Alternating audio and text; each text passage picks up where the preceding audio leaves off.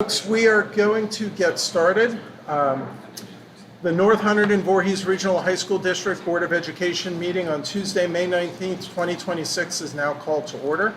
In accordance with the requirements of the Open Public Meeting Act, NJSA 10-4-6, adequate notice giving the time, date, location, and to the extent known, the agenda of this meeting was sent to the Hunterdon County Democrat, Star Ledger, and Courier News on January 7th, 2026, and published on January 12th, 2026.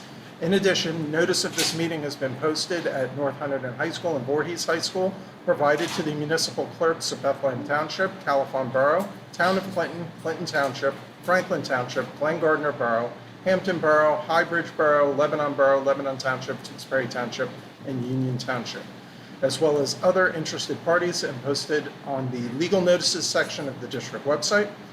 Fire exits are located in the directions indicated. If alerted to fire, please move in a calm and orderly fashion to the nearest smoke-free exit. Restrooms are located through the door behind this desk and to the right as indicated. At this time, please silence all cell phones. Roll call. Ms. Ayers? Here. Mr. Chapman? Here. Mr. Hanley? Here. Ms. Ince? Here. Mr. Lordy? Here. Mr. Matthews?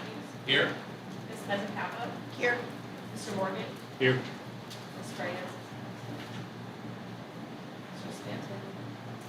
Ms. Stein? Here. And Mr. McIver? Here. If we could stand for the flag salute. To the flag of the United States of America and to the republic for which it stands, one nation, under God, indivisible, with liberty and justice for all. All right. Going to ask folks to bear with us tonight. We're going to have to use our outside voices because it's a little noisier here with the extra air support we have going on due to the weather. But welcome to our working session for the month. As we go through items, the first couple of items that we have to address are our minutes from the April 21st and 28th meetings. Any questions or clarifications on those meetings? All right. Next is our review of the New Jersey Department of Education school self-assessment for determining grades under the Anti-Bullying Bill of Rights. And I don't know, are we doing? So that'll be next week. Yep. For the action item. Jen Komareski will present that to you. If you remember, she has to present the self-assessment scores to you as a Board of Ed in the fall. Then they get sent to the state, and submitted to the state, and the state approves them. And then once they're approved, you have to approve them again that the state has confirmed. So that's what happens. All right, that brings us to the Chief School Administrator's report. So again, most of this I will cover next week. That's usually when I do the bulk of my report. I did want to mention two things. The legal notices publications, I want to make sure we put that out there as much as possible because that is a new process.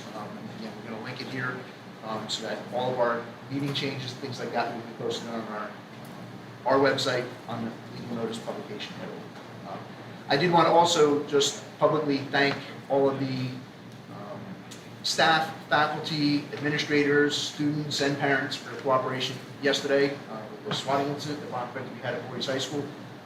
It was, scary, to say the least, but all of our faculty and staff, I can't tell you how many times I heard about them taking care of students, comforting students, being there for those students to make sure that they felt safe and secure.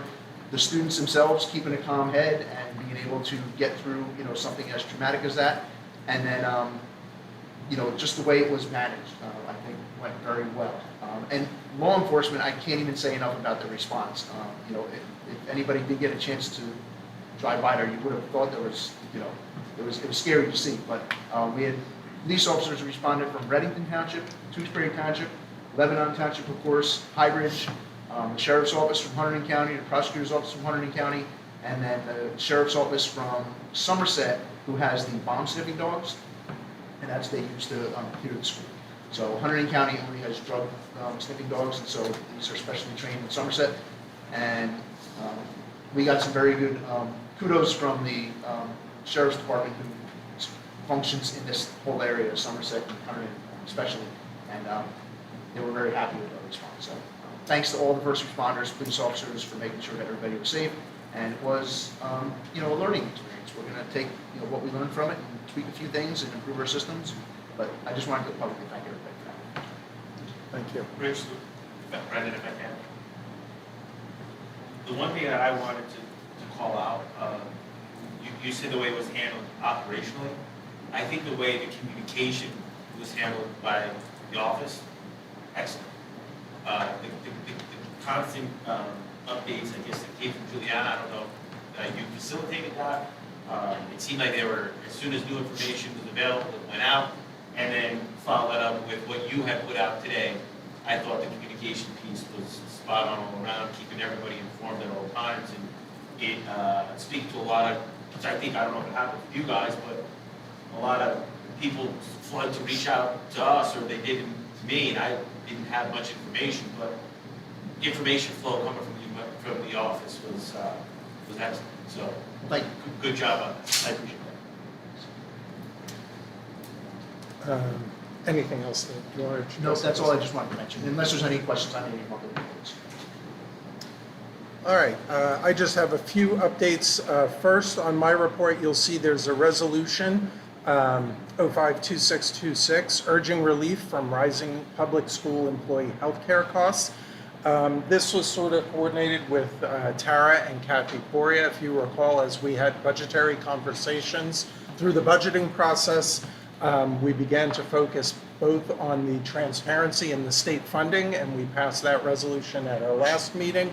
And this resolution is asking at the state level, legislators, governor, to really look into the cost of healthcare being one of those budgetary topics that we have no control over, and really urging solutions and explorations at the state level. So I encourage you to take a look at that resolution.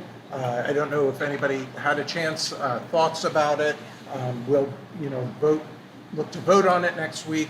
I think anything that we can do as a representative board to sort of push on these fiscal issues that are beyond our control, I think are very important for us to follow through.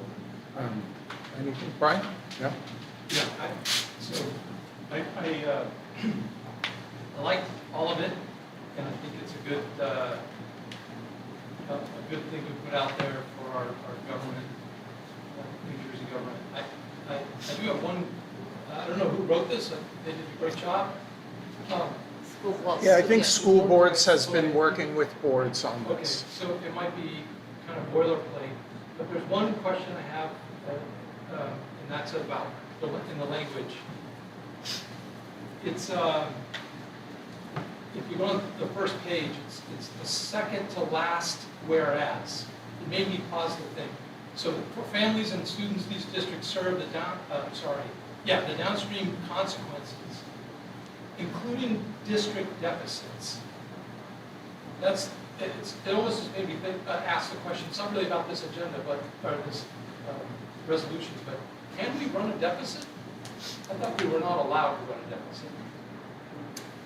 You're not allowed to, but there are districts facing deficits, then having to make severe cuts in order to get their fiscal status out of the deficit.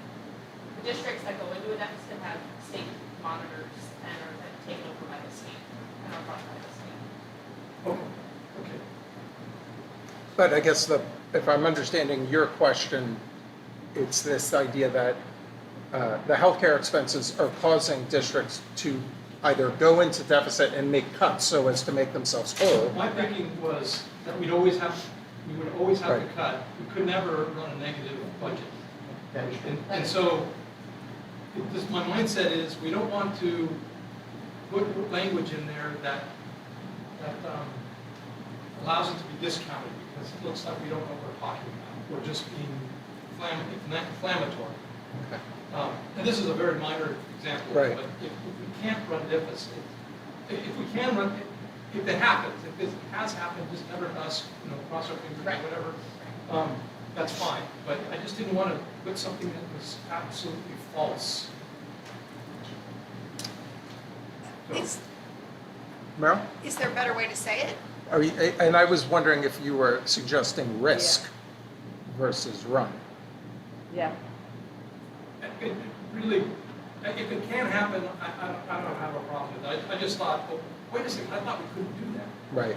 We could do the next part of the sentence, which is program cuts, school closures. Right. Et cetera, those things happen. I think maybe if we just change the language just a little bit, tweak it to, you know, could potentially run the district deficit, that's causing significant program cuts and school closures in order to mitigate that deficit, right? Maybe we could just clarify it. Yeah, I And I don't think that, Okay. if it's not perfect against the school board, I think it would be fine. I think as Yeah. long as we follow all the Yeah. other. I'll tweak it, I'll work on it and send it to you all, reach out to Kathy, and then we should have something fine tuned for next Tuesday. And if it was the case, I was gonna learn something. Yeah. If you said, no, we No, we don't want to do that. No, we we don't want can't. to, I'm sure. I just thought we weren't even allowed to. No, So moving to the board self-evaluation and CSA evaluation, I will be asking Kathy Poirier to pull together the CSA evaluation material, and I will get that to you once she has it so that we can have a preliminary discussion in executive next week. And then if you recall, I had to do some fine tuning on the board self-evaluation. It turns out I had to upload things that I was unaware of. So since I have uploaded those, you should now be able to proceed with the board self-evaluation because those goals are now there. And I think I had asked for the end, over the next week to get that done. We're not quite on the same timeline as we are for the CSA evaluation. Brendan, did I miss something? Did you send that to us? I did send, I think, at maybe the last weekend when I updated the goals in the goals into the platform I'll look itself. for an email from Yeah, them. I'll send a reminder out. But once you go into the CSA evaluation, there should be something in there to get you to the board evaluation as well. Well, then maybe I did that Yeah. forever ago, so maybe I Okay. did do it. I found that you had to go, if you just log into NJSBA, don't use Yeah, some link yeah. that says, don't go directly to CSA evaluation. If you scroll down, there's a box that says board evaluation. Yeah. Maybe I did it. If All right. it was, if it I was didn't married find it with on- the, if it was married with the superintendent. I didn't find it in the CSA evaluation side for me. Yeah. All right. All right.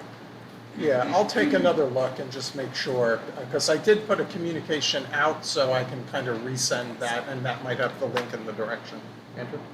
Coincidentally, in today's NJSBA email that they sent out, they talk about the CSA evaluation for them. They specifically had in there, an important prerequisite is the board self-evaluation. So it sounds like we really should have had the self-evaluation done prior to doing the CSA evaluation. Not quite sure That's interesting. what the relationship is there, looking at both of them. Yeah. but they specifically have that sentence in there. So Because they're- when they do their presentation, they will often signal the board's self-evaluation as optional but a best practice. Right. yeah. Okay. Just struck me as interesting. Yeah. I'm not sure if anyone had any insight. Brendan, one thing on that. I'm not sure if anyone else had a similar issue, but I had tech issues with it. You did So, know, yeah, someone I else mean- did as well. Me too. So I got it, I kind of used like some of the comment section, I just put things in there as like a placeholder so I could get through some of the stuff. Right, I couldn't do it all in one sitting. Then I got to the end screen where it said submit, hit the back button, it submitted, okay. so that was bad. So then Kathy was able to undo it, Okay. but then everything that I had done was gone. It So I had didn't to save. start over. Do it twice. Okay. So that's stuff, but hopefully that doesn't happen for anybody else, but it happened to Yeah. me. So, but they're aware of it, they said it's like a known glitch Okay. tech issue, so be cognizant if you're doing the board evaluation, that could possibly happen. I don't know if they fixed it, but Right. they're aware. We're still operating in the old days of having to hit the save button versus things that automatically Yeah. save. Okay. Board Leadership Roundtable, I am going to communicate out to the sending or the constituent districts just to see if there still is the interest in one more in a June meeting. I'll keep you apprised of that. There's a deadline to submit nominating petitions for school board vacancies to the county clerk's office by July 27th. Our regular meeting, our next week action meeting, May 26th, is 7 o'clock in the district office. We did survey folks for the June meeting, and it looks as though we're going to consolidate into the one. Everybody was either in favor of consolidating into the one or didn't have a preference, but the date, I'm trying to, because we were trying to avoid the graduation challenge that many of us were having with the 16th, so it would be the 23rd. Okay, so the 23rd will be our consolidated June meeting. And speaking of the 16th, we have our 2 graduation ceremonies coming up. I know you've probably received communication about, I think it was next week, the caps and gowns would be at our meeting. And if you're planning to go to both, there's coordination to be able to ride from here before he's back to here. And those of you who have kids graduating, I'm sure you're doing that.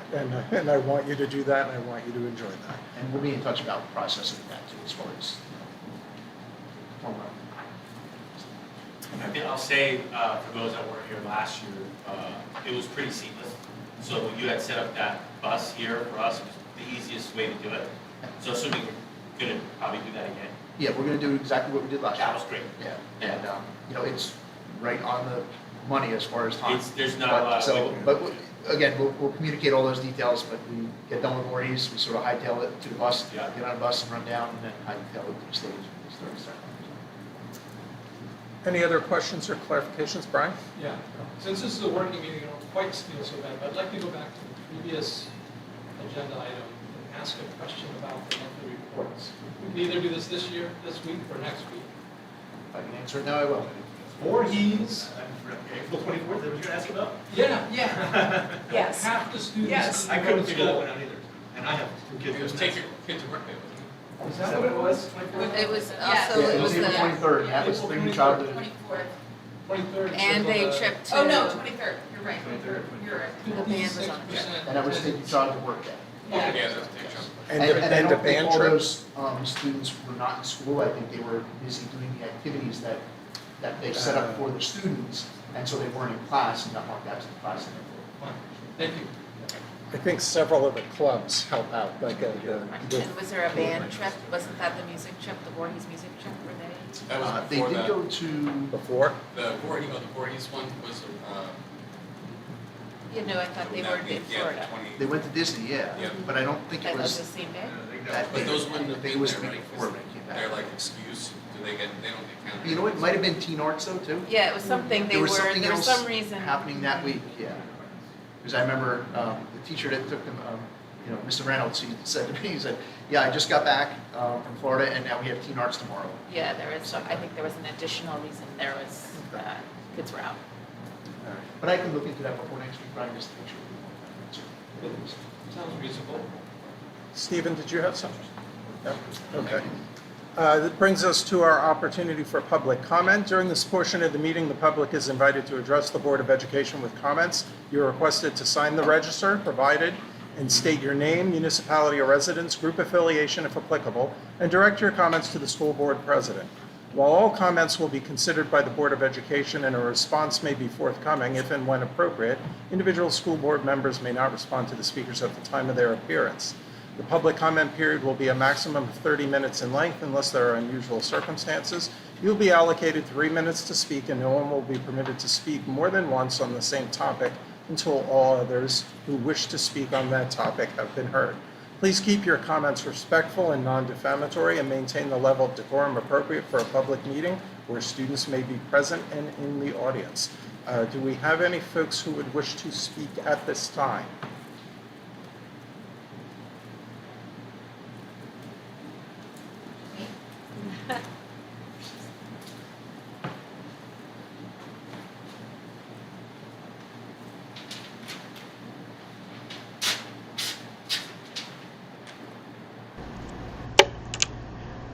Karen Gove, Highbridge, not speaking on behalf of the Highbridge Board of Education, just as a constituent, I guess. I want to commend you on how the incident was handled yesterday. I had 2 kids graduate from Voorhees, and my kids have never felt anything but safe and supported while they were there. And I would like for this board to continue to allow all students to feel safe and supported. You're currently being sued by the husband of a sitting board member about parental rights and trying to revoke policies that project LGBTQ and transgender students. And I would like the board to stay the course and keep supporting those students, even though that sitting board member's husband is going to cost us thousands and thousands of dollars in legal fees. Thank you.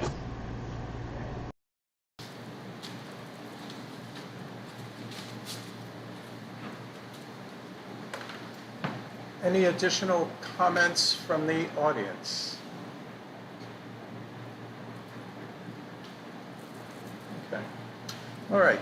At this time, we will move to curriculum instruction and technology. So this presentation, I don't know, is for next week or this? Yeah, so this Okay. presentation, I actually asked Jen and Bobby to do this next week because of the amount of things that we had on the agenda this week. I just didn't want to, actually Brendan asked me to see if they would. Yeah. So they were able to come next week, so we'll have them here next week to present on our special education programs. Other curriculum items are our resolution for a curriculum articulation initiative, which I'll ask Dr. Burgess to speak about.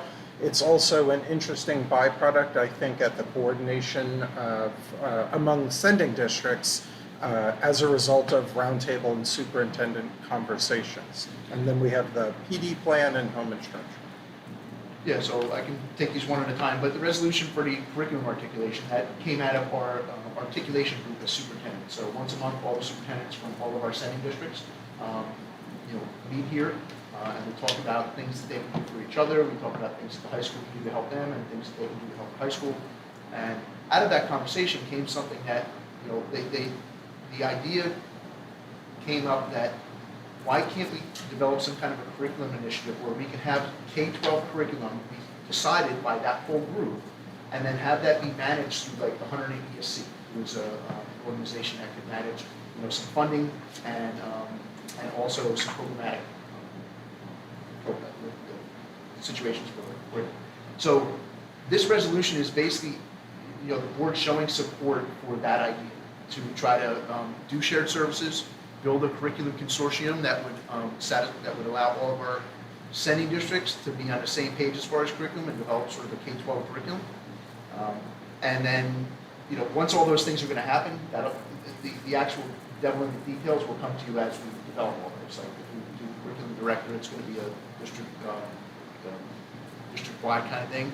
We would all be approving that later. This is just to show support for that kind of idea. And so all the other sending districts are also passing the same resolution, ESC developed a resolution, so that we all pass it. We have buy-in from everybody, and then we know how we can move forward to create all these systems. If that makes sense. So, Rich, you do have buy-in from everybody? Yeah, I'm pretty sure, I didn't count all the emails, but I'm pretty sure everyone said they were passing it to their boards. So if not everybody, we're going to have the majority of our sending districts that are going to join as part of it. Or at least show support for it. And I think everybody just wants to show that they support this idea, and then we need to go and actually do the work to develop all these systems that will benefit our kids. So a district doesn't have to join? What's that? They don't have to join? They don't have to join now. And again, we are doing that regionalization study, which could give us some more data Yep. to support this. But instead of waiting for that, we wanted to do something that we felt was, and again, we have really good participation in our articulation group, and they were all supportive. Everyone that was here was supportive of it. We're usually missing one or two because some districts, it's difficult for them to get out of their buildings. But for the most part, everybody is on board with it. And even the smaller ones that might have not shown support yet, I think once they realize that everyone else is doing it, they'll jump on board as well. And It I just guess benefits everybody. I would say, and Andrew, chime in, it was definitely the type of topic of conversation when all the board roundtable was here, recognizing that there are duplicative roles and services across our footprint, and leveraging certain funds collaboratively could begin to explore some savings. Right, and I think this is an example of one of these, what was referred to as kind of the baby steps to make regionalization more palatable to some districts that don't feel it is, right? Like, how can we work together in a non-regionalized way to benefit everyone and share services, share costs? And this is a good example. And that's the whole idea behind this. So, general question and a specific one. The general question is, if this goes forward, do you see this as telling those districts, including our own, what their curriculum is going to look like? No, I think Or it's. just like a sharing of best practices and suggestions? Well, I think it's more of a sharing of best practices, but also having one person sort of like monitor that and say, what is everybody doing and why are you doing it? And then when everybody gets together and understands the rationale on why they should be doing something this way, the hope is that everyone will adopt it so that we're all doing it the same way. And it comes down to math curriculums and, what literature they're reading in the 7th and 8th grade, 6th and 8th grade years, and, a lot of transition to high schools, but also just for our center districts as well. Like what 3rd grade reading program are we using, and can we buy that as a cooperative and save money? Because some districts are very small and some are very large, and can we pool all of our resources and do things like that? I guess what I'm asking is this is not setting up a new authority at this point. I mean, if we were a gigantic K-12 district, then there would be a top curriculum authority. We're not establishing that right now. It's let's get together, talk, try to find efficiencies and reduce conflicts where we can. You're teaching this, but I'm teaching that, and then at the school, high school, it doesn't align, those kind of issues. That's exactly what we're trying to accomplish. And in the future, we might be moving towards a model like we're talking about, which we have somebody that would be responsible for all of that. But that's not. Well, I'm thinking authority, so it could tell, hey, Bloomsbury, you can't teach that anymore. You have to teach this other thing because that's what we're all doing. Yeah. We try to say, hey, Bloomsbury, look at what we're doing. So why are you doing it? Could I just ask, Bloomsbury is in the room tonight, so No offense. we're not picking on as an Bloomsbury. example. It's the first letter. That's sort of how this works, though, is that Underallocated. it's a cooperative kind of process that we go through. It's not a top-down. Then my very specific question is, the first of the 2 resolutions within this resolution, be it further resolved, kind of reads like we all have to be, all of the districts have to be on board for it to be valid. I think they're The trying to resolution make it. must be presented to and approved by the individual school board of each partner district listed herein. We don't want that, right? We actually want, if you want in, come on, we'll take you. Yeah, I think they're, and I think in the conversations we had, we felt like we had buy-in from everybody.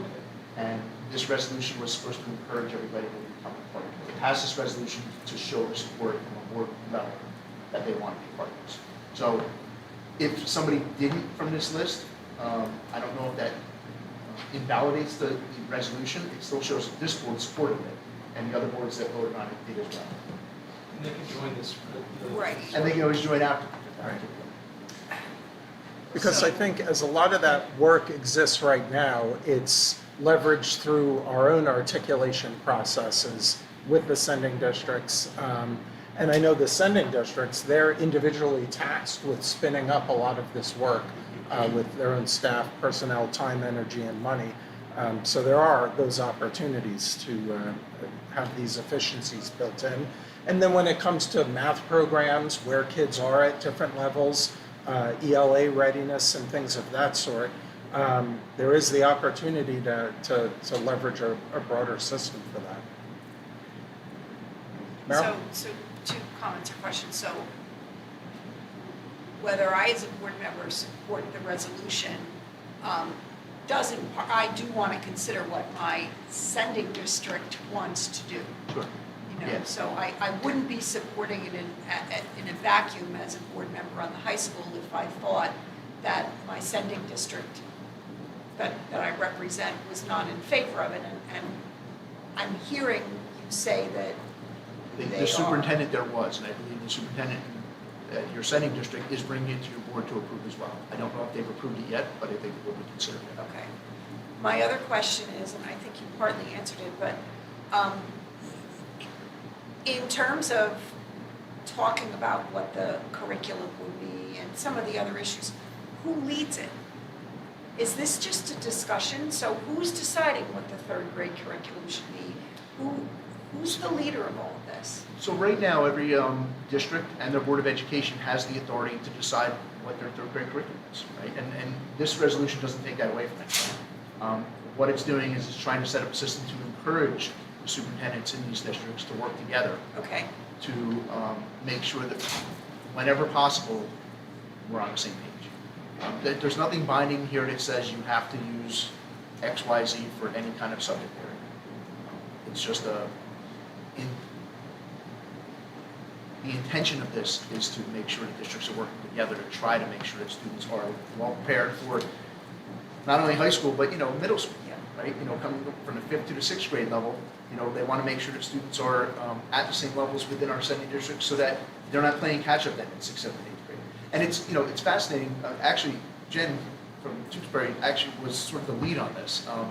Because, a lot of times when a high school tries to do something like this and says, this is what we want to do, and it's not as well received because it feels like we're trying to be authoritative, right?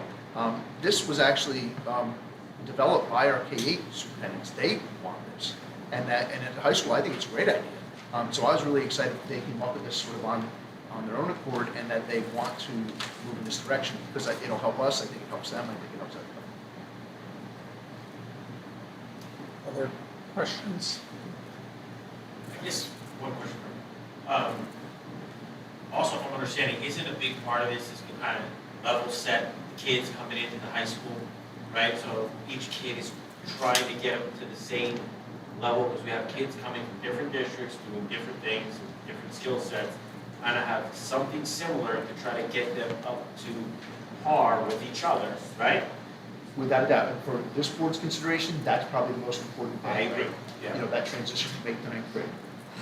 There are a lot of other components to this, and that's what I want to make sure everyone understands. There's a lot of benefits to our K-8s amongst themselves that is right. And so us being a part of this shows that we're all supporting the same things. Right, we have each sending district essentially can be doing their own thing. Yep. This helps to at least put some guidance in place. So when the kids get here, maybe they're all working towards the same level, so there maybe isn't as much. Close that discrepancy a little bit that's out there, right? Close that Am I gap a little understanding bit? correctly? Absolutely. Any chance we can close that gap is cool. so closing the gap is fine.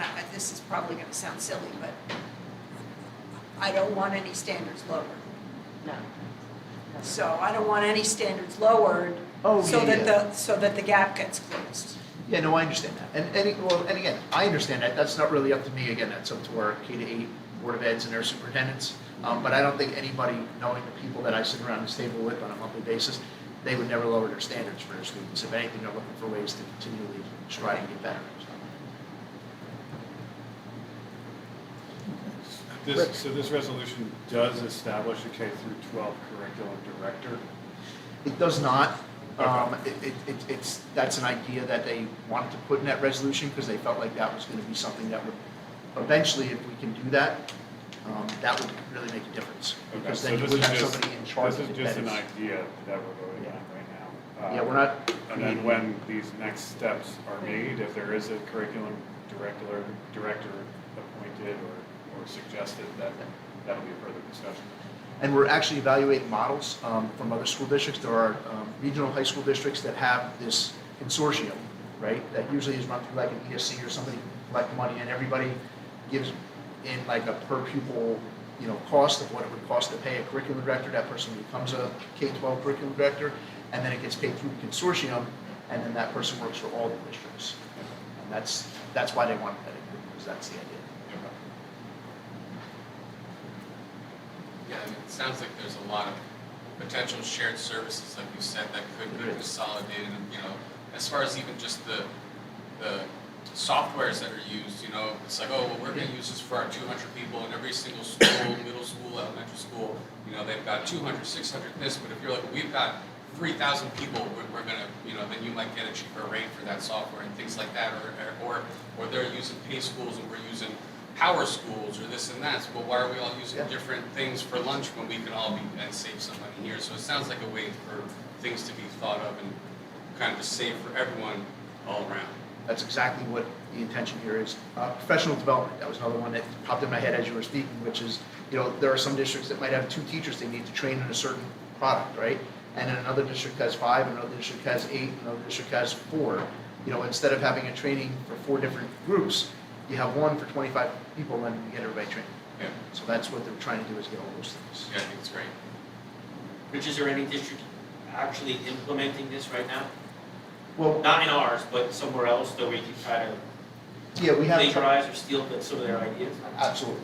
Yes, we are looking at other, borrowing ideas. We're looking at other districts as well that are doing this. So it's-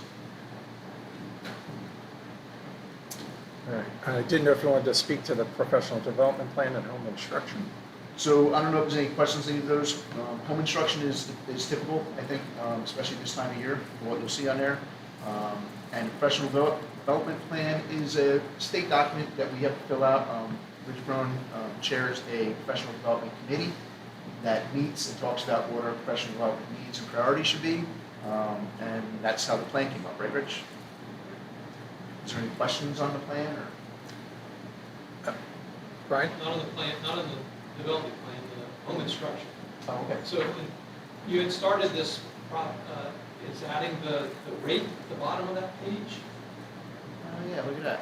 and We did start that. and it did It's not not here. come through this time. Yeah. So you We'll could add that up. be in that fixed up before the next week. Absolutely. The other thing that, you educated me, us, last month, I think it was last month, about why there's 5 hours per week and there's 10 hours per week.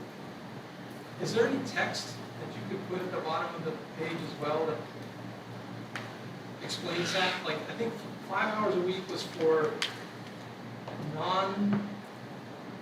Well, if it's, Mike, correct me if I'm wrong here, but non-special needs students get 5 hours a week. Special needs get 10 hours, so. okay, maybe that doesn't need to be explained at the bottom. And again, that's why we don't have wanna student call ID that out. numbers here. Yeah, Well, there's student ID numbers, and that's why we have that there, so there's confidentiality. Yeah. that's fine, okay. But you had the rate before, and Yeah, we'll add that right now. I know that, I just, those things. Nicole? By special needs, do you mean students that have IEPs on Anybody, file? yeah. Anybody with an IEP? And a 504. 504. Oh, 504. And 504s? Yeah. Excellent. I would just like to commend on the PD plan. It's nice to see, while I understand that artificial intelligence is, I think, looming large in all of our lives and our world as we and students get educated, I do like that the idea of authentic assessments are there, those sort of real world type of assessments and opportunities to explore different kind of assessments than traditional tests. Also the emphasis on the higher order thinking skills, analysis, synthesis, I think that's equally crucial, particularly as kids are navigating an AI world, that they're not losing an emphasis on building those thinking muscles, and that is good to see as a priority as well. Any other questions or comments? All right, policy and school security. We have a couple of policies here and a conversation that is also going to be a little bit connected to a finance item as well. So I don't know how, Brian, I don't know if you want to yeah, start some conversation. We've got a couple things going. right. So the policy ad hoc committee meeting met last week, and one thing we talked about is the second item under the FFT portion of the agenda, 11.2. That was roughly half our meeting. The other half of the meeting was spent on this policy section, and it's essentially some suggested language changes that you can see in the red line version or highlighted version on two policies that are surrounding overlapping issues: student parking and transportation, busing. So what I think the administration has come up with is a very well thought out and good plan, that's my opinion, which is, I would characterize it as like a win-win-win. So the first aspect is seniors will not pay for parking I like that. as long as they forego busing. And it's also, it's now extended to juniors, you know, in the second half of the year, basically, as they start to get their driver's licenses on a kind of first come, first served availability basis. And there's aspects of that to be worked out, but that's kind of regulations. Basically, the board would be saying, we want seniors, as long as they forego the busing, to not have to pay for parking. The second one is that anybody who forgoes busing gets $75 from the school district. So basically, we're gonna pay them $75 if they promise not to take a bus For the whole year. for the whole year.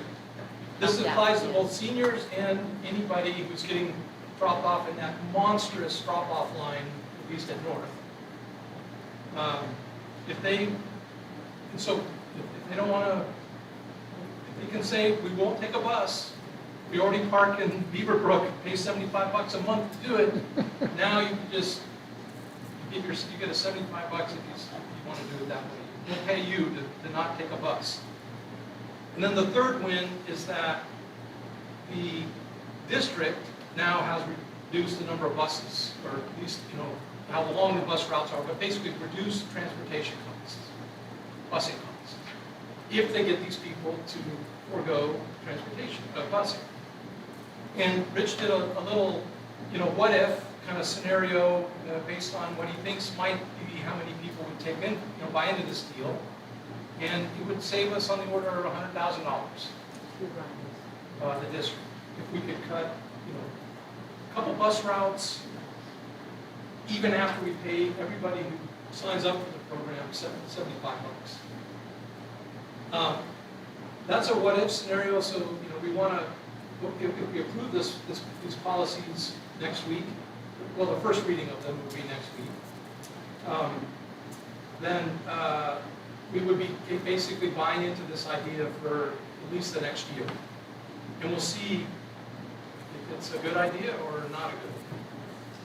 So can we legally deny somebody the opportunity to take the bus? Let's say No. we've given them $75 because they've said, we're not going to take the bus, and now their circumstances have changed, and A, you're good luck getting that $75 back, and then they're gonna be able to take the bus. Like, and same thing with the parking, the kid who wants to park at school, So- if their situation changes, they have to be able to take the bus. So parking is a privilege, so there's no requirement for us to allow a student to park at school. Providing a seat on a bus is a legal requirement. And so right now, we have language in our policy that allows a parent to waive their right to transportation for a year. But there's also language in there that says they can opt back in at any point that they want to. So, but there's no incentive for them to do that, right? And then, so I know of parents that drive their children to school every day. And if they had the option of getting $75 at the end of the year, they're gonna fill out the waiver because they'll get $75 at the end of the year. Right now, there's no reason to fill out the waiver because there's no incentive.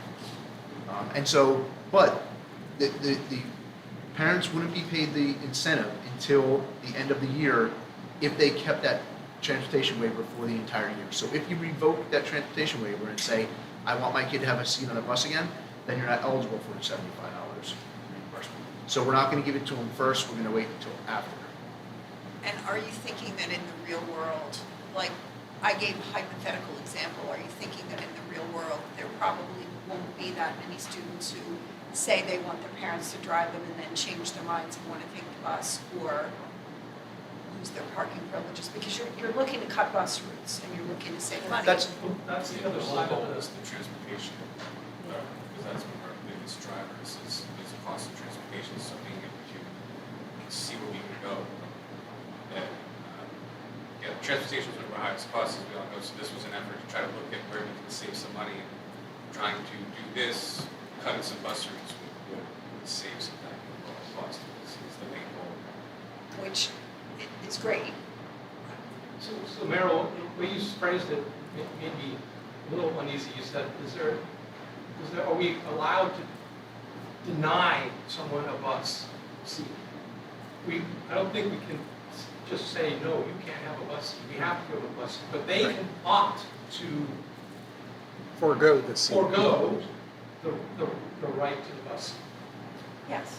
So maybe in a court of law, those two things might be different. No, they are different. Maybe I'm belaboring it. It sounds wonderful, and I would love to be able to cut back costs, and I would love for it to be able to work. As long as people stick with the plan, and you don't have a 50%, oh, I've changed my mind, and now we're adding bus routes because we have to provide the busing. But if you, I guess you think that that's, We talked through it, and we talked through it in the transportation services, we were told, could do it in probably, they'd say, well, they'd set some maximum time, like a week or something like that. Like, if a parent said, I don't know, lost my job, the car broke down, whatever, I can't do this for the rest of the year, you can't, like, the next day have a bus, but actually, it could probably be in a few days. We talked about this. So, but they'll tell them, well, in the agreement, will basically say something like up to a week or something like that. You have to give us at least a week notice or something.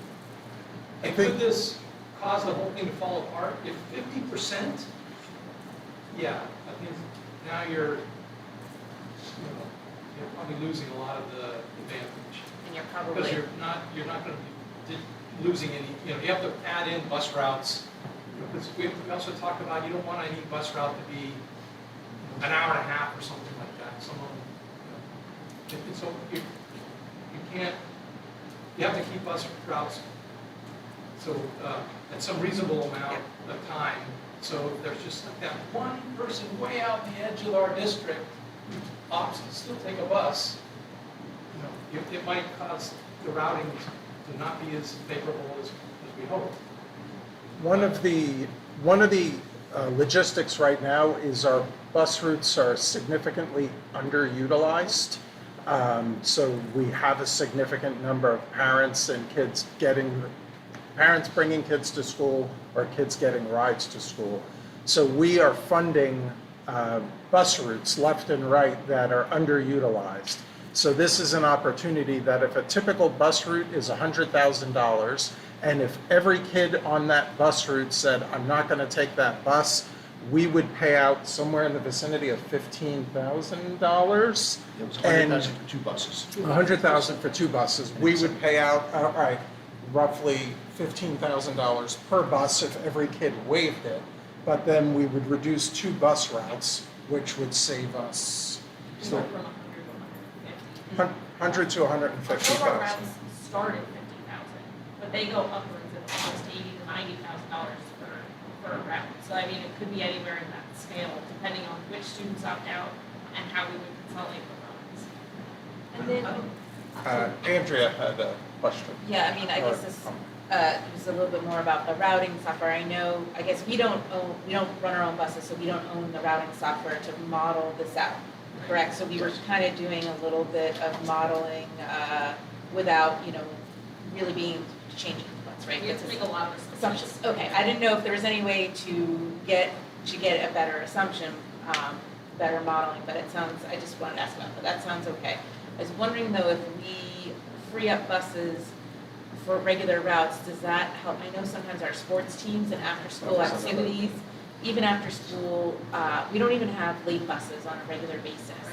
I don't know if by freeing up some of our regular routes, if we get more opportunities for after-school activity busing for sports or even for more late buses, because I'm sure as you know as a parent, having your kid do an after-school activity does mean that you are committing to picking up. Sometimes it's at a convenient time, and sometimes, 5:30 is sort of convenient with normal work hours. 4:30 is a killer, Anytime we can save we can get a driver and a bus that's available, it's going to help out. Yeah, so I'm just wondering if this might provide opportunities for that, because I could kind of see that, being a benefit to the district if our after-school activities have more support with busing. And we'll see what participation is like in this first year, right? And then that's what, could we eliminate bus runs mid-year next year if we had enough numbers? Yes. That's probably not what we're going to see. We might. But we're going to have numbers and we're going to know what to plan for the following school year based on the amount of people that we. And I guess conversely, we understand what would happen if we have to all of a sudden add in a route, in mid-year, like if we do have a 50%, retreat from this. That's a lot of redoing work, Yeah. accommodating, and a lot, just that's, but. So I think we'll learn and the community will learn too. Like, there'll be some families that it worked out well for and, got a dinner out of it at the end of the year. Friday pizza. Yeah, pizza party or something. Yeah, because that was my concern, the surveying, like, because I know a lot of people drive in, like, my own children never took the bus, but we didn't have a choice to opt out. We just, logistically, it worked out that they never had to take the bus, other than sports. So I'm just curious on, like, what the number is of people who, like, our family was, that Yeah. just never, just because of the way Our- driving went. Our plan would be to communicate this out to, as soon as the board makes a decision and it's official, communicate that out now, that this is going to be an option for next year, and then communicate it again over the summer, and then communicate it again even in the school year, so that, people know it's coming again, and then here it is, here's what you have to do, and hopefully we get a lot of people that take advantage. Yeah. Andrew? Is there a situation like yesterday where we might have to evacuate every student? Oh, yeah. And be in a situation where we do not have buses because of that, or insufficient busing because of this? In a situation like that, if that did happen, that we didn't have sufficient seats to get all the students home, they would run double runs. So they would run students home and then come back and pick students up and take them again. So inconvenient, but not impossible, and nobody would be strained. In a situation like that, yesterday, we had about 50 parents in the park across the street that took their kids home. That's what happens in a lot of situations like that, is parents want to pick up their kids. It's funny, Merrill, my fear is that so many parents will take us up on this that we might have to watch it very closely based on the number of kids I see getting rides. I do think it is a great opportunity to sort of balance out that parking for seniors, just the fact that we can begin to offer it to juniors and I know they pay $75 a month over at Beaverbrook, versus being able to have it over here at a prorated point during the year is significant savings for parents as well. And I don't know that I want to call it the Rich Lordy special, but when kids are getting $75 back at the end of the year, that'll probably take a nice bite out of a prom ticket and a prom cost or end of year expenses when that time has come. You're willing to call it that, Alex. So I got a question too. Whose idea was this? Actually, it was Dave's idea. Great idea. For transportation. It's a great idea. I mean, it's first I'm hearing of it. I think this is exactly the kind of out of the box thinking that you have to do in this day and age to combat escalating costs. I think, like either Ryan or Rich or Brett said, I'm not sure, but I don't think the community is going to fall forward at any chance of trying to save costs. I mean, I think there's more downside to the board of continuing to do the same thing, right? So I commend this idea.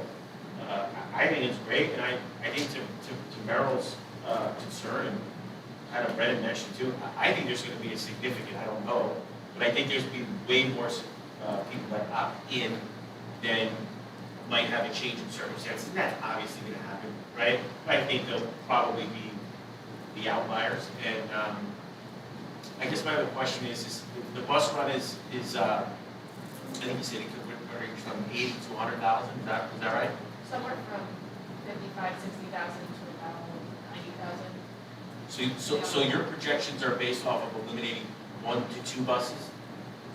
The My projections were conservative estimate was on the low end, so I was assuming the route would be the $50,000 route. one of each. Again, I don't want anybody to paint a rosier picture than what could be the most conservative assumption. And then a student or family opts in, they qualify for the 75 because they don't need busing throughout the school year. How do they get those monies? So I would maintain a list in our office and issue payment at the end of the year, the completion of every single school day. You see something similar for 80 Blue, in lieu of transportation for non-public students, so something that we're used to doing in our office. Like they would receive a check. They receive a check at the end of the year, so as long as they've not utilized transportation, they'll get their money at the end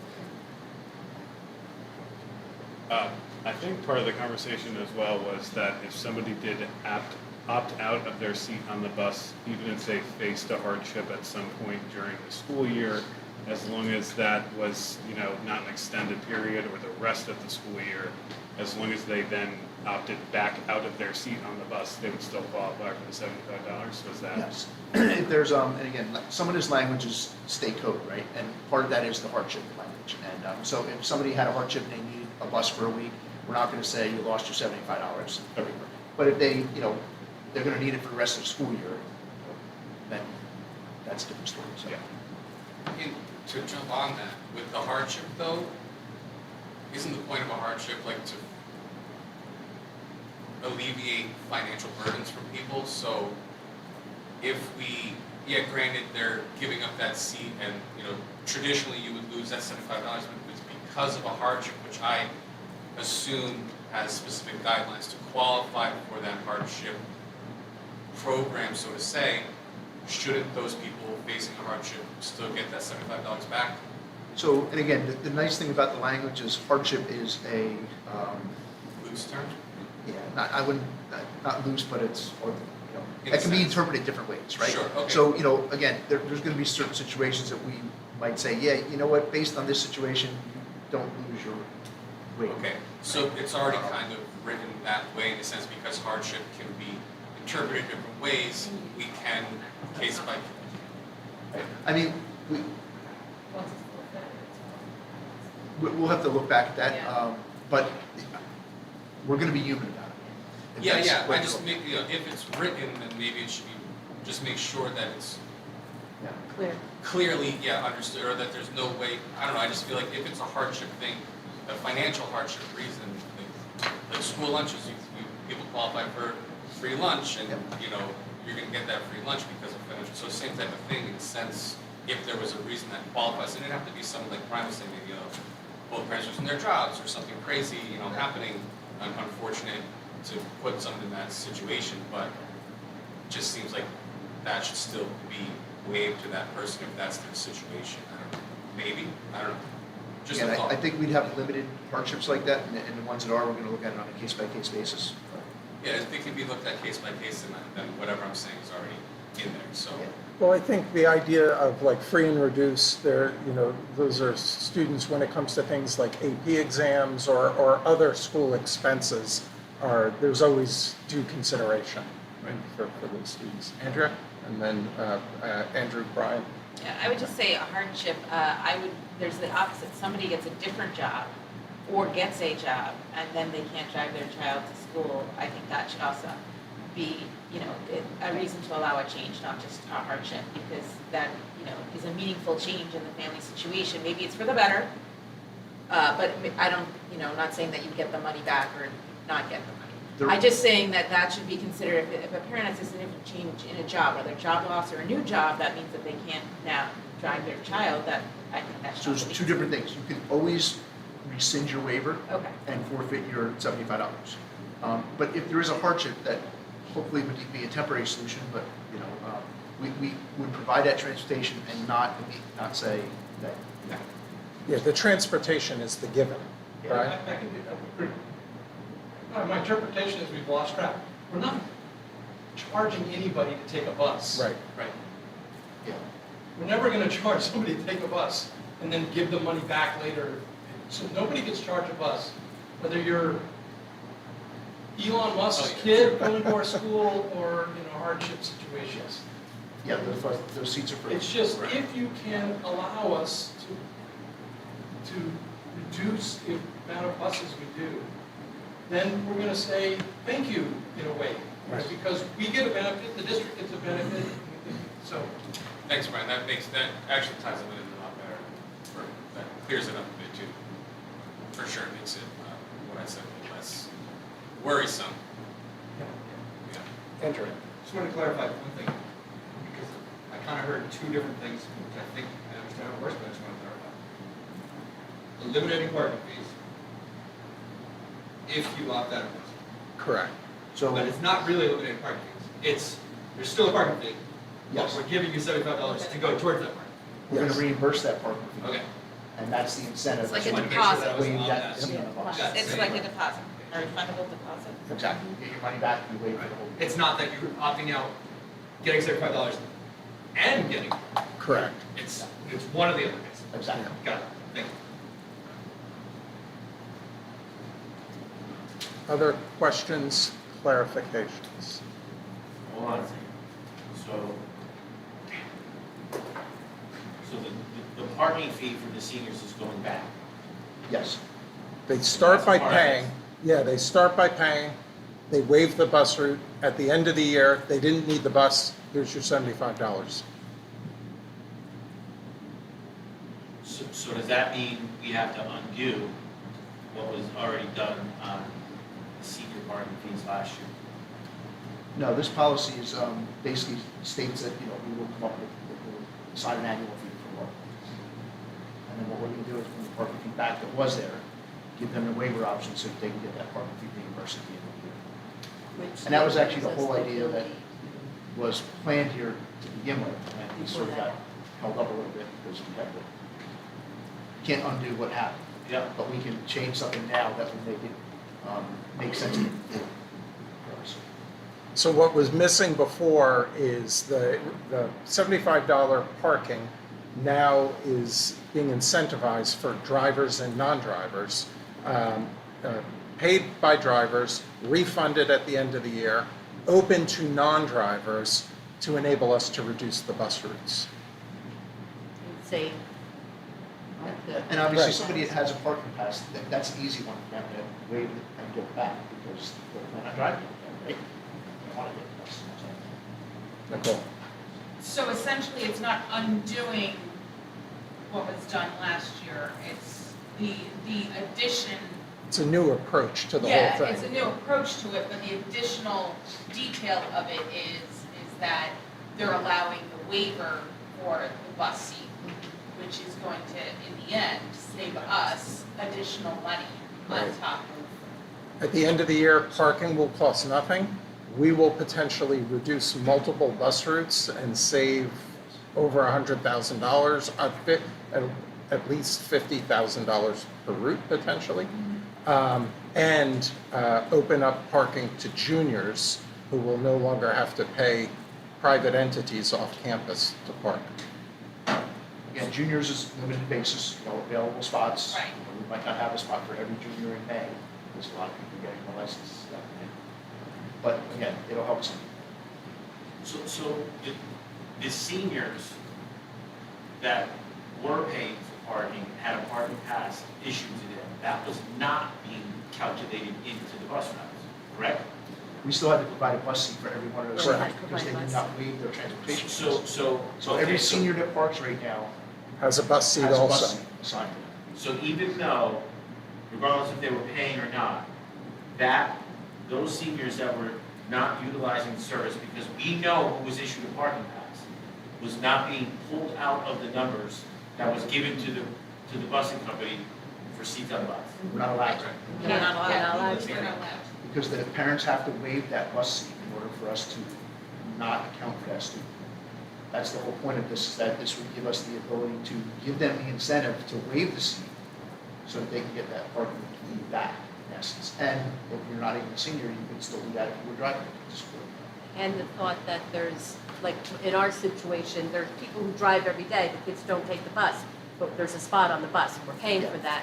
Even, so, they don't know, they're not aware that we could give that seat up if they're gonna keep driving, so this will be a big help, I because see. those seats are already there. So the We're only paying way to for leverage empty the seats. elimination of the bus is to get the waiver. Yeah. Right, sign paper. No one wants So to hold do a on, waiver. so I guess my question would be, when they get the parking pass, wouldn't a part of that process be to sign a waiver? It probably will, yes. So I then mean, I we're- guess, It will go out to everybody anyway, but we'll also make sure that those seniors, when they apply for a parking pass, say, remember, you can do this waiver and get your fees so, back. so hold on a second, I guess that's not part of the process now. It's not. Should have been. Well, That's I mean, we could ask them to waive the seat, but there's no reason for them to waive it, because there's no incentive. Like, if they, Well, hold on a second, so if parking is a privilege, right? That means we can essentially dictate the process. we No? can't dictate transportation costs. But you could say, if you're gonna park on campus, if you want a parking permit, this is the process, this is what you'd have to do. You have to apply, you have to forego your seat. I don't think we can force a parent to waive their transportation rights as a condition of giving them a parking. Can't do No, that. no. Okay. And But I you guess- can do it the other way. But we can put a financial incentive there, that, again, there might be people that say, I'm gonna buy the parking pass, and I don't wanna waive my right, just in case my kid needs the bus this year. Right. And their car breaks down, they need a bus, right? They might say, I don't want to waive that, but there are other people that will. And so the people that want to fill out the form, as long as their students don't need transportation that year, they waive their right, they get the money back, everybody's happy. So there's We can say certainly, buses. yeah, there's certainly a big chunk of seniors who we know are not taking buses, who will probably leverage into this. We may then also see a significant underclassmen population who are getting rides. So, how many parking passes, I think you told us before last year, I don't know. Total ballpark, how many parking passes between North and Voorhees? I don't know the exact numbers, but North has about 300 and some seniors, so probably about close to 300 parking passes, and Voorhees probably has about 240. Okay, so baked already into this calculation, assuming you're gonna make the assumption that you're gonna get 500 kids off the route right there. We're hoping. More than likely. Yeah. Before even anyone else that is not a senior and getting dropped off, That would be a great case scenario. right? Yeah. That's how I see it, right? Right in, you're baking in 500 plus kids out. The only nuance to this though, even though a senior hasn't waived the right to a bus, we do overload buses. So when we do our transportation routing, you can overload a bus more than 51 passengers. We already do that. So that's where I caution the board in making assumptions that if we get rid of 54 students and they waive, that we can eliminate bus. That's not the case. In my assumption, I project maybe 100 students, then I think we can let bus. But again, it all depends on where they all fall in the square miles that we have in this district. You know, it depends on who's opting out, where they are, and how that could strategically reduce a bus. So I would caution making assumptions based on exact number of seats. That makes on the sense. bus. And who would be monitoring that process? You or the Mine. routing? Because the routing, or the busing company would have no incentive. Hunterdon To cut County ESC does our bus routing right now, and we work closely with them, so I would just be working with them, through this process to see how this would work. And they do have an incentive, because they have a hard time finding drivers. Right, well, that part, And yeah. again, most of our buses are contracted out, so they don't make any money off it from us, we pay them a management fee. So if they cut a run, they're not losing any money, so they work with us. Sure. Okay. I'm still willing to call it the Rich Lordy prom deposit. If you're willing, I'll take it. All right. All right, so that will, oh, I'm sorry. Sorry, Stephen. I just had a question on the student use of vehicles policy part. It says automobiles, does that include like motorcycles in automobiles? It doesn't specifically, I don't know how many high schoolers ride a motorcycle, I know my 12-year-old thinks he's gone up, but I saw one kid on a bike here, he might have just been here for something else, but it doesn't say anything about motorcycles. Are they allowed? Should it say there's a class under automobiles? Yeah, it's classified under automobiles, but, the seniors that we do have drive motorcycles, we usually make sure we talk to them and make sure they understand, especially on campus, the safety concern. Yep. And then, Dismissal, it's mostly dismissal and arriving, okay, and then it talks about like bicycles, but then like non-motor, with the rise of e-bikes and everything like that, is that, and like people being in close enough proximity to maybe not want to ride a bicycle, but I can ride my e-bike, and then I got my moped license, because July, whatever, they're gonna change the laws, where you have to have a moped license, but that's 15 and over, so that might be, if we change that to, like, if they're allowed, you might get people in closer proximity to the school who might take their e-bike, but I guess, I don't know. It As could these be new weird. laws go into effect, I think we're gonna get updates from our policy service that Okay. will probably change some more of this language, because I agree, I know the laws are changing, June 1st, right? Yeah, So July 1st. January 6th, I'm sorry, I'm saying, wow, July, I think it's July Yeah. something. Yeah, and you have to have a license to ride Yeah. e-bikes that are certain. Anyone under Registered, 15, sure. yeah, registered and insured, get their moped license, anyone under 15 can't ride one type of thing. So when things like that happen, we usually will get updates from our policy service, which we're going to be talking about when we get to finance, and so I'm sure that will get us new language. So even though we're adopting this policy now, so we can be prepared for parking and transportation waivers next year, we might be revisiting this in a month or two with new language as well. Okay. Sorry. His Nicole. question just made me think of this. For those who would ride motorcycles, do we ensure that they have a motorcycle endorsement on their license? Right, It's part of so the park. you register Okay. you have to register a specific vehicle, Yeah. not just any, you can't just, you don't get a park pass for any vehicle. You can own a motorcycle and not have a motorcycle endorsement on your license. Yes. But. Yeah, and so, but they do, they verify it, and Okay. that's why, I guess that's what I was alluding to, is that if a student registers a motorcycle, we call them in and go, all right, let's talk about, let's make sure you have the motorcycle endorsement, let's make sure that you are, have the proper insurance, let's make sure you understand that, this is not the kind of thing that you're not gonna get on your bike and sit through buses on the way out. Right. Right, there's a few other things you talk to them about, them that we're giving you responsibility here on something that can potentially be a very dangerous vehicle, so we expect you to take that precaution. It's just those little things when you sit down and talk to them.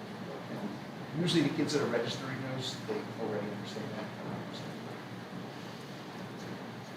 All right, going to move to finance, facilities, transportation. We have a capital projects presentation to kick things off. I don't know, Rich or Katie? Yep, I'd like to introduce, we have three gentlemen here from Brett Songen Architects. I work closely with them for our capital project needs, so I asked them to come tonight just to give us a little bit of where we've been, what projects we've done with them, and where we're going in the future, what's to come. So we have William Bannister, he's our partner at Brett Songen. I've got Will Ross, who I work directly with for our capital projects, along with Andrew. Thank you.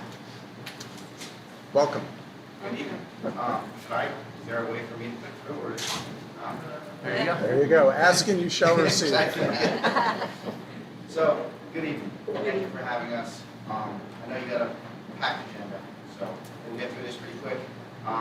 But if we go too quick, stop us, or if you want to wait to the end and you have questions, let us know. I'm Bill Bannister, I'm a partner at Brett Songen Architects. With me is I'm Will Ross, senior associate. Dan Vivanco, associate at PSA. So the agenda is pretty quick. It's just three big items. It's our firm introduction, it's our history with North Hunterdon, and then some future planning. So PSA by the numbers, just so everyone kind of gets an understanding about us. We are 38 years in business. We have 108 team members. We've been servicing K-12 clients for 32 years. We have 21 licensed architects, 3 interior designers, and we have a team of mechanical engineers of 4. Going through our numbers over the years, we've calculated that we've done that we've worked with 456 repeat clients, 80 K-12 clients represented, 10,000 projects executed, over $3 billion in construction that we help manage for those K-12 clients, and we've helped execute over 60 referendums throughout the state of New Jersey. So here are 4 stories that to kind of take this back to our roots. We have our core values as an organization, and then we have stories because we need to stand out a little bit. I'm not going to go through these stories, but basically they're stories that kind of explain us as an organization. And The Elephant and the Blind Man is a story about how we try to understand what a school district needs. And the harmonious teamwork is about how we'll collaborate with all of the various stakeholders to try to get a project to completion. The fiduciary responsibility is understanding your challenges with your budgets and your capital monies and how can you get certain things done with the limitations that you have. And then smoke jumping is kind of where we'll help you, and that's based on the firemen in the West that get dropped into these big fires, and while everyone's going one way, they're going the other way. And that we kind of pride ourselves on making this partnership where we want to be dropped in there and try to help you get through whatever it is that you're experiencing. Will's going to touch on some of those examples that we've had with you over the years. So jumping into what we've helped complete in the last 5 years, it's a pretty good length of projects with a grand total of about $12.5 million worth of work completed. And through that, we've actually returned roughly $1 million in unused allowances, which are included in some of those awarded projects. So we've completed HVAC upgrades, improvements, and efficiencies at both campuses, site improvements and ADA upgrades at both campuses, door replacements and security upgrades at both buildings, interior renovations at North for the locker rooms, and the district roof here. We're currently working on the HVAC and the air conditioning for this space. You need to speed that one up. We're working on it. We were here this morning at 8 a.m., 9 a.m. With a contractor just to work through this. And then Dan will take you through some of the more specifics of each of those groups. So as Will mentioned, we've been very active in the last 4 to 5 years since we became the board's architect of record.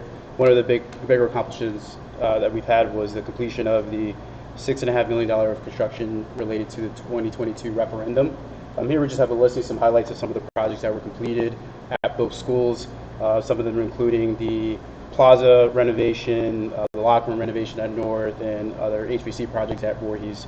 So I'll take you through some of those highlights. Here we have photos of the before and after of the locker room renovation at North Hunterdon High School. So some of the key takeaways here: the existing space prior to our renovations included open shower areas, outdated toilet facilities, just conditions that weren't really ideal for the students, for them to use, and for their privacy. So the bottom row of photos shows some of those renovations completed with updated toilet facilities, sinks to meet ADA compliance, and shower stalls for privacy use by the students. Here we have some photos of the plaza prior to the renovations, and on the top I have a photo of the completed plaza. So here, just to highlight some aspects of the project, it was more than just a beautification project. In addition to renovating the space and creating like a welcoming environment for visitors and the school community, the plaza also addressed some life safety concerns, which is egress and proper circulation and even walkways. It addressed storm drainage for the plaza. It gave a more open space for maintenance and ground staff to actually be able to properly clean and maintain it, especially in snow events.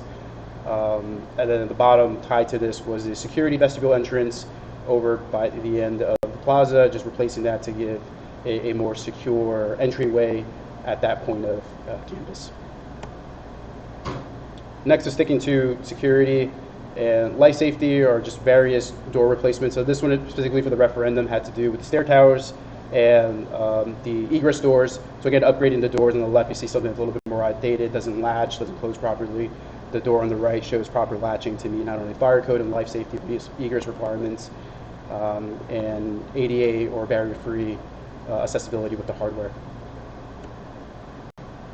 Next, some images of RTUs, not the most glamorous, but on the left it's just an outdated RTU that's probably original to the last wave of major renovations that North experienced, versus the newer unit on the right. So between the referendum and the future or the grant project that I'll touch upon in a future slide, between the two campuses, I mean, there's been around maybe 25 to 30 different pieces of equipment that have been replaced just on the roof. In addition to that, there's also been indoor equipment for that's heating and ventilation, or just the sheer introduction of air conditioning to certain spaces. All those improvements have been implemented building-wide, and not to mention the benefit with some of these projects are just the controls that get installed with it. So just giving the maintenance and staff the ability to check on the systems, be able to see if there's any errors, and just streamline the process just to troubleshoot equipment. Here we have a photo of the pedestrian bridge and the stair access over at Voorhees. So again, the left shows the existing photo of really a stair with just uneven treads and risers, right? It's just kind of awkward and spread out, so we replaced it with something a little bit more uniform with code-compliant handrails to just make that a more friendlier stair access for students in the community. Here's a photo of the stairs going down to the pit or the soccer field over at Voorhees. Again, just replacing the old dilapidated boardwalk style stair with the wooden handrails with proper aluminum handrails, and as part of this project too, there was reconstruction of the retaining wall at the top, leveling out, regrading the area so that the bleacher stands actually have like a level place to stand on. This is a project over at Voorhees with the chiller. As you can see on the left, it's just a really old, outdated, deteriorated installation system around the chiller, so just refurbishing that and other miscellaneous installation work within the space so that your equipment can work more efficiently and last longer. Here's an image of a new RTU installed at Voorhees over the back gym. So this was an example where we actually introduced new HVAC systems and a new air conditioning solution for the locker rooms over at the basement level of this wing. So next we'll get into the SSB EEVR, or the School and Small Business Ventilation and Energy Efficiency Verification and Repair Grant, or what we like to just call the grant project. Here again, there was a lot of miscellaneous types of HVAC improvements between the two schools. Here we're just highlighting some of the key projects, one being the upper right-hand corner, the new weight room system at North Hunterdon and the theater RTU replacement at Voorhees. So the key takeaway with this, it was about $6 million worth of awarded construction, where the grant funded 75% of that cost. So really the local share on the district was about maybe like just over $2 million that they had to fund through this grant project. So this is an example of where we're part of your team, part of your professionals, to give you guidance. When the vocation school came to North looking to build their North campus on this site, as the district advisor, we were part of that from the beginning to oversee their drawings, provide some professional recommendations, review construction periodically throughout, just to coordinate activities, electrical shutdowns, site access, security, and then at the completion of the project, we're now working on the punch list and moving through that to make sure that the grounds are rehabilitated and restored, and then both parties are happy. So that's been an ongoing project for, I guess, now 3 years. Then moving into some capital projects, at the board office here, we did the parking lot extension, the addition of parking. That was one phase of parking here. Shown is in the north lot behind the high. We did additional parking. That was in response to the Votech building eating that bus lot and taking away some parking. Also in the back lot there was some damage with the regrading of that. Again, and the ADA to this room was replaced. And here we are in that smoke dump at Brand Press. So these are projects, these are things that have come up over the past where the phone call jump up to help. So whether it's security and just coordination of their facility, field house structural monitoring, some roof the past here on site, recommendation, and just help in a time of need. Some were the miscellaneous holes and from infill and tree roots that were deteriorating, the donations that were last year, just kind of coordinate that turns and tree out from a risk standpoint. The pipe burst upstairs that happened 23 months ago. We were on site at neighbor meeting just recently, and we out and doing and drilling other existing on site that they've been planning. And here are part of the team from the project organization to then. We met with stairs, the BA, the Superintendent of Buildings and Grounds. He's list of projects, long range facilities, and there's a list of projects for those from grades.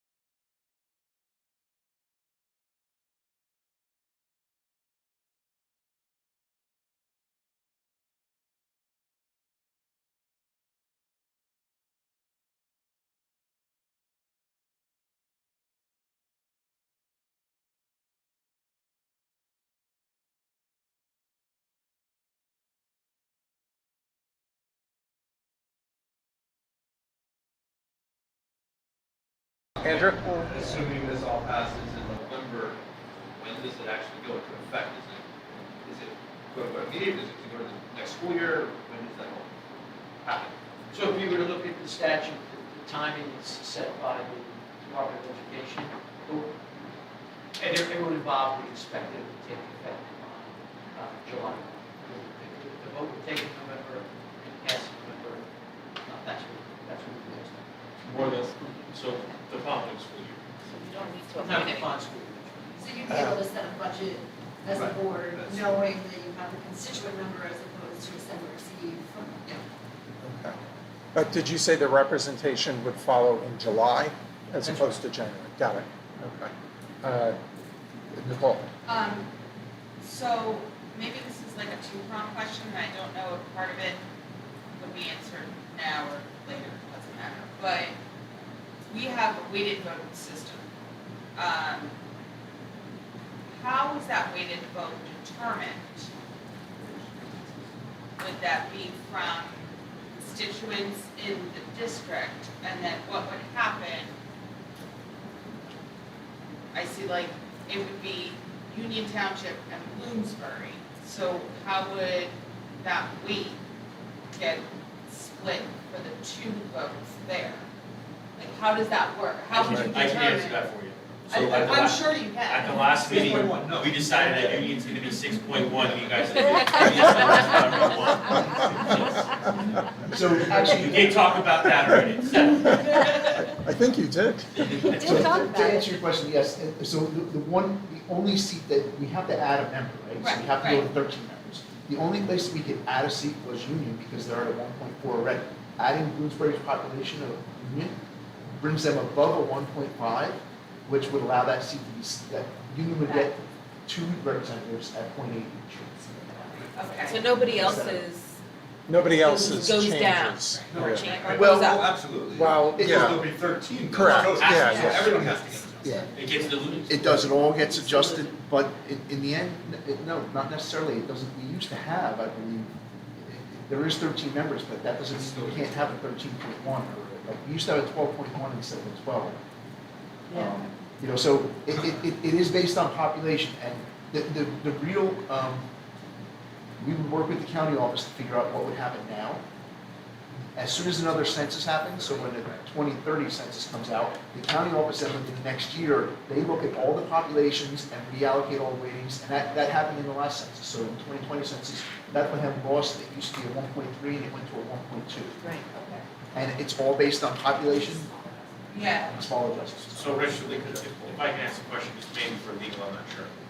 So now there's gonna be a 13, this could be mandated by the state, I have no idea, but now you're gonna have an odd number of board seats, can you just go to a one vote system? It has to still be weighted, like you can't be one seat, one vote? Not when you go above the 9. If you have 9. It has to you be have weighted above one. 9? Okay, If anything above 9, I believe you have to have a weighted vote. Okay. Brian? So if this could be contentious, how the different vote weighting happens. I would recommend we ask the county supervisor to pretend like, you know, what would you have done if, based on the 2020 census, Bloomsbury had been in our district already? And rather than us try to haggle it out Absolutely. and chip away at a 6.1, ask the superintendent to make a recommendation. And that's what we would do.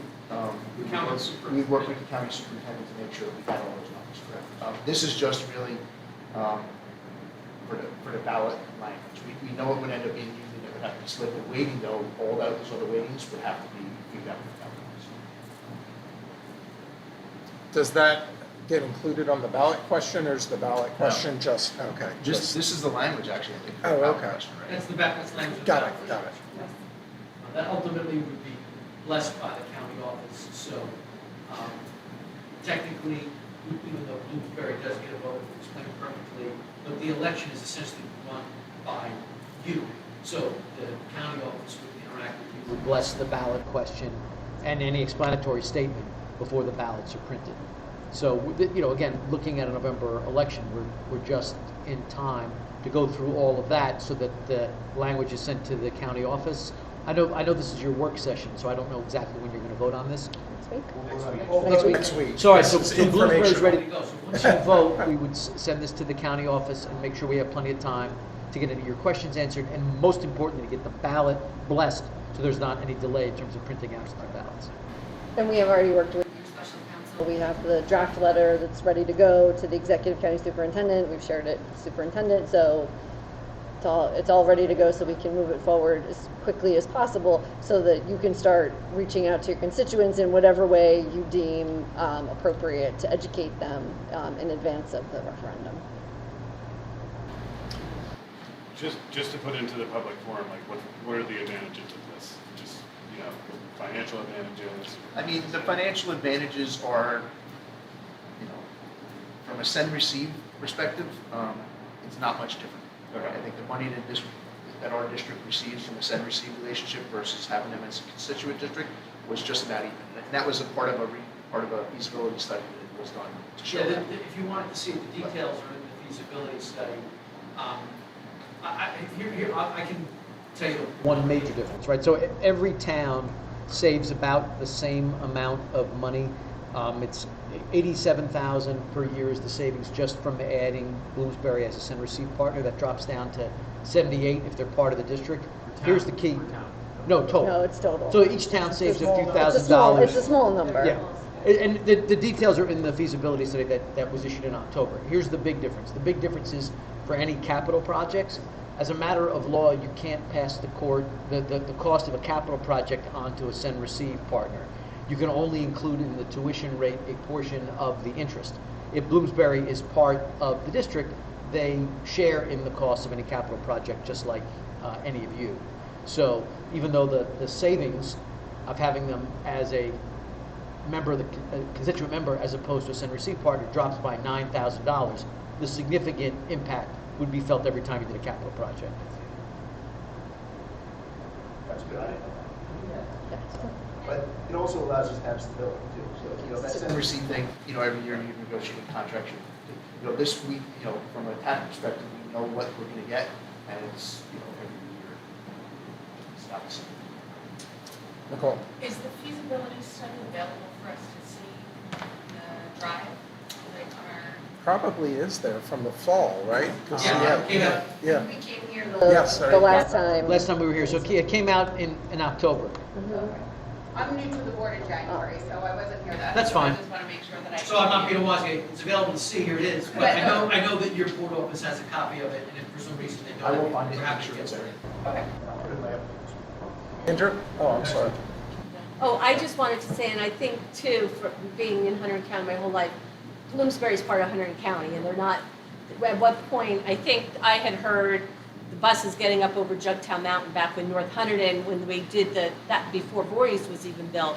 But I just think for the students, for them to be part of our student, and the culture is going to be positive for that part of our county. So I'm glad you guys are going to be joining us. Well, Yeah, hopefully. we've heard they can't get the buses over the mountain story quite a bit. I think I mentioned this when I was here. I used to live over here off Allerton Road almost 30 years ago, and 31 was a one-lane highway in either direction back then, by the way. And that story's been going on forever. Like, why are they going to school in Warren County? But obviously, with the blessing of our education, that's coming in.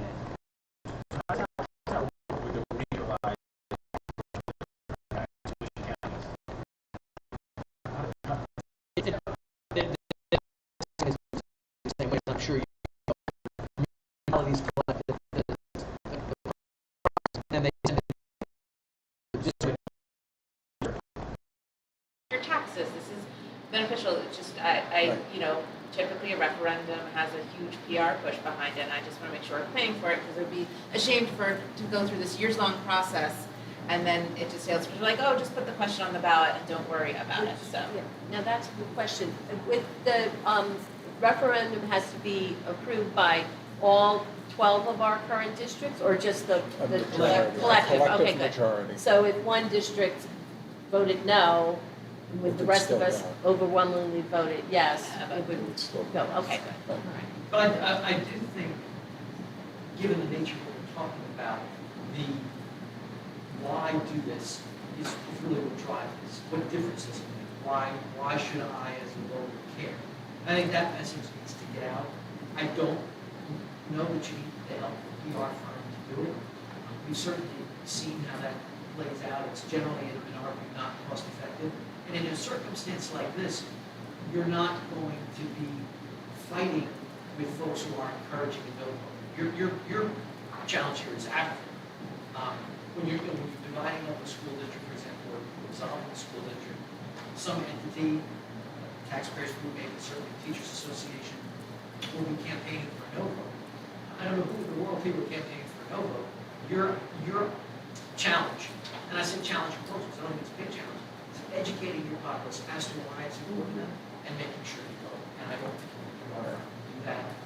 I wasn't suggesting hiring a PR firm. No, I was just saying that similar questions have been required a big effort. I just want to make sure we're prepared for it because it would be terrible to, just quit before we hit the finish line. Or lose before we, whatever, fall before the finish line. There has been Andrew, that's an excellent point. Yeah.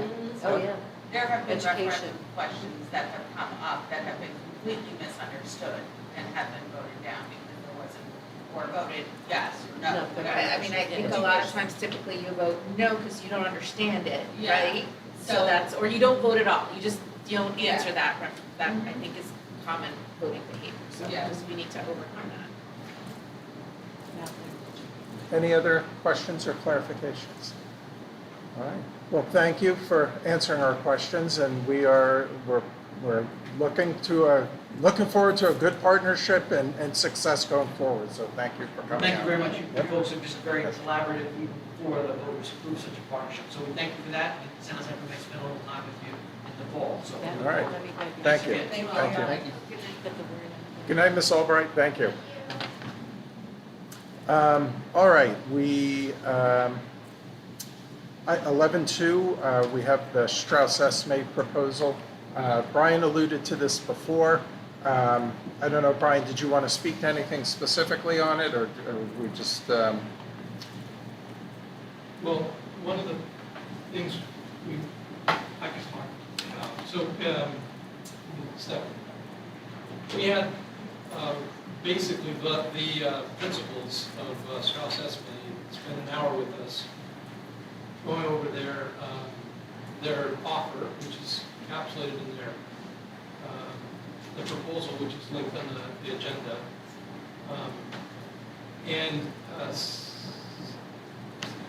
As we said before, we're exploring, should we move back to Strauss Esme?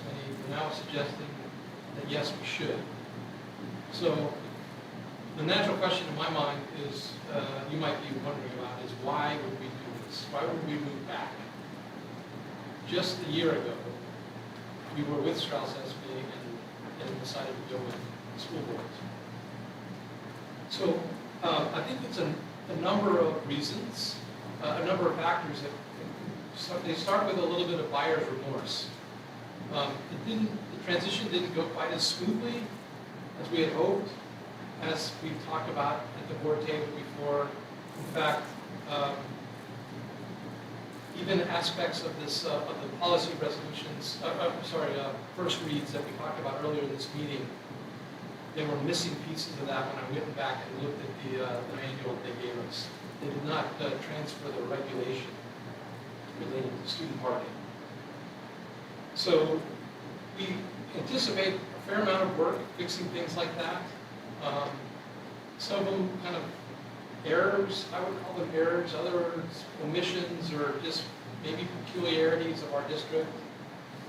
But anyways, if we stick with school boards, we've got some work ahead of us. So what Strauss Esme basically said was, look, every one of your sending districts already uses us. In fact, it's something like 90% of all school districts in New Jersey work with them.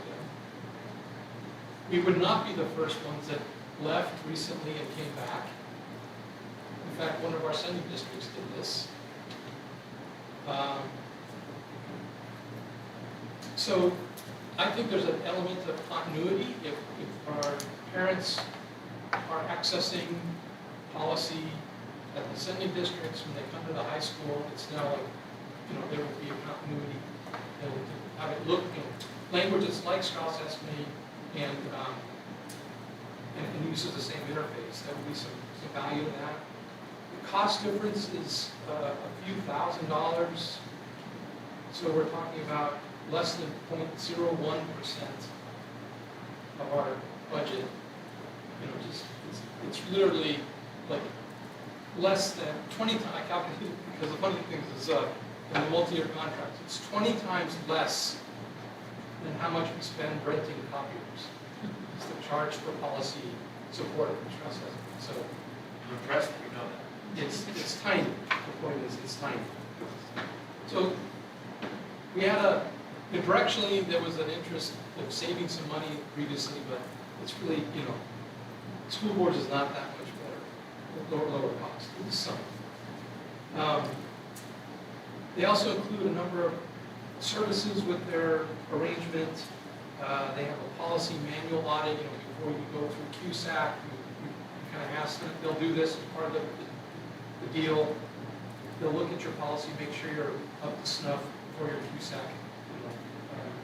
As an example, if you have a new policy that you want to have some help with, you can just have them consult. They basically have there's a whole group of people there that work there, and this is basically all they do, and they're there for us to call. They also have an annual conference that they talk about things that are going on that we, in the past, I've never gone to it, but other people have, and so it's very, very useful. We're used to with them. And then, I guess, finally, I'd say now is the time, if we're going to do this eventually, now is the time to do it, because it's been 1 year. So basically, it's really pretty inexpensive for them to just kind of boot us back up to where we were a year ago, and then add their changes for a year. Go look through what they had suggested to current customers who've been with them for the last year, and what changes to make, and then they think that we'd be up to date. So it's a minor reboot. No, I was just going to ask, I know Tara, Rich, and Stephen were on the call. I didn't know if you had any specific takeaways that you wanted to share as well.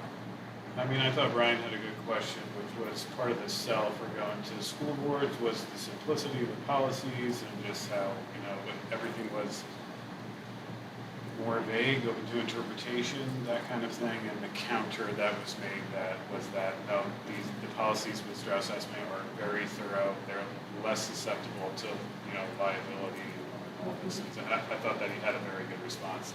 You could end with your question. Yeah. I'm glad you brought that up, because I did in some ways challenge them to say, look, you guys are viewed, or at least we viewed you, that board that made the decision viewed you as more complex. And they basically owned up to it. They said, this is a feature, not a bug. Right.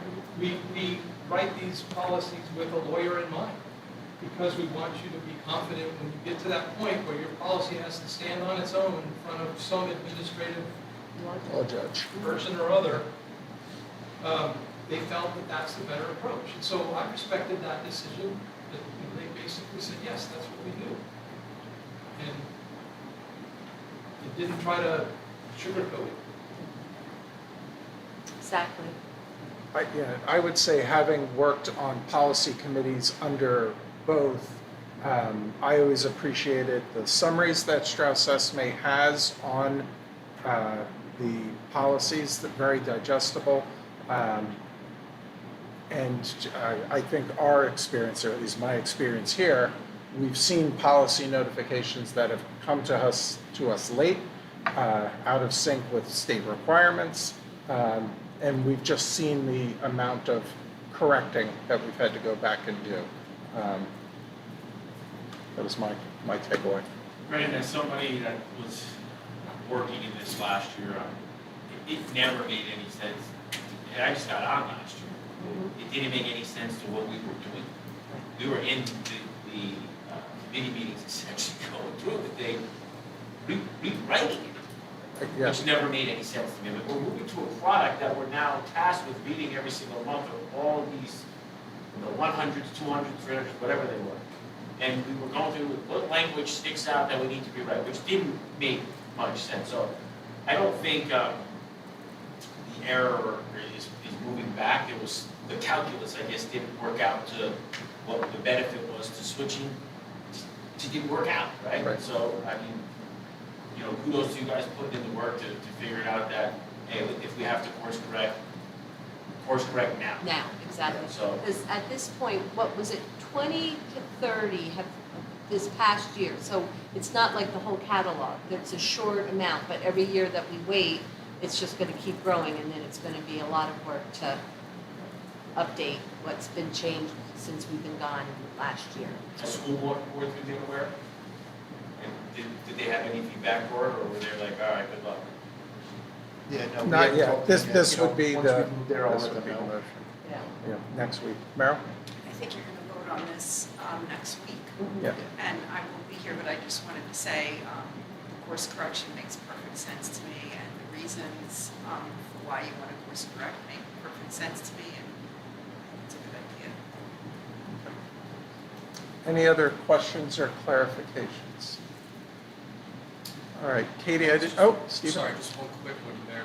On page 3 of the Strata Estimate Proposal Policy document, where it's going over the fees, we did talk about having them post our policy online, and that's the district online, right? That's their The district software, I guess online you'd say, right? hosting service, you Versus mean? what we're currently using right now, because then it'll, We did talk we about had that, like you're that right. little, I was like, why can't our policy you had just go? And it was because we didn't post our old stress estimate policy on their host website. So now we'll get rid of the one that we're using and use District Online instead, which will have some other advantages down the line potentially, or whatever, in general, have some advantages. Just one quick, so I just wanted to clarify that that's kind of what that was. And then, I guess the public access is the constituent-facing side of that service, so that everyone can view it when they go to our website. I guess one question, I guess in general, just as a curiosity question, because I also feel that we should go back, not being here last year or whatever, but the reasons for it all sound like a good reason, but is their cost for that hosting more or less than what we are, what our current one is? But is that considered, I guess, already in your cost savings of things of like, oh yeah, we don't pay for this anymore, and this where it just replaces it or anything like that? So we currently pay about $2,000 for hosting services. For our policy manual will be online and be public facing, and I think I didn't do the math here, but it's almost the same. Okay. So those components were almost the same. The extra money is for their expertise in writing the policies and giving us the updates and keeping up with the legislation, and that's where I think we'll just have better policy. Yeah. It's better for us. And that's in that annual pass Exactly. cost. So yeah, good point. Those things are broken up. And they're not required, but I think we would do all of them just because it's what we currently do, I think. Sure. Yeah, We want our policy. Keep it all in one place so it's all, no third party has to, I need this done, you gotta tell this guy, this guy, this guy, they just get it done. It's better to have it all in one place. All right, Katie, did you just want to walk us through the rest of the items, 11.3 on? So 11.3 is requisition of taxes and payment schedule. I issue that payment schedule to each of the municipalities after we finalize our budget, so that's already been distributed. I'm just asking for the board to authorize that payment schedule. Purchases above 53. I will have an attachment for this next week, and it'll be for a plow truck, with a plow for Voorhees. Anything over the bid threshold for strip has to approve. So I am getting final pricing. It should be upwards of like 66 to 68,000. We're getting final pricing. It'll be from a co-op bid, so we do not have to go out to bid for it. It's already been cooperatively bid, so we're able to purchase it under that co-op once the board approves it. We're replacing a 20-year-old plow truck out of Voorhees. It's pretty rotten. We've been trying to maintain it the best we can, but I think it's beyond repair at this point. So I like this time of year to do purchases like that, because we can see if there's any facility repairs that need to be done by this point. I know that I have funds in those accounts, and I can appropriately purchase this item.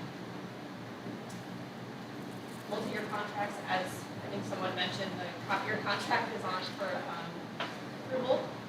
She did a great job with soliciting other quotations from other vendors. There was 3 other, Toshiba, Canon, and Sharp were the 3 vendors that were quoting us for copier leases, and Sharp was the most cost effective, and we've used them in the past and have that great support from them with our copiers. So we are recommending the board to approve the Sharp multi-year contract.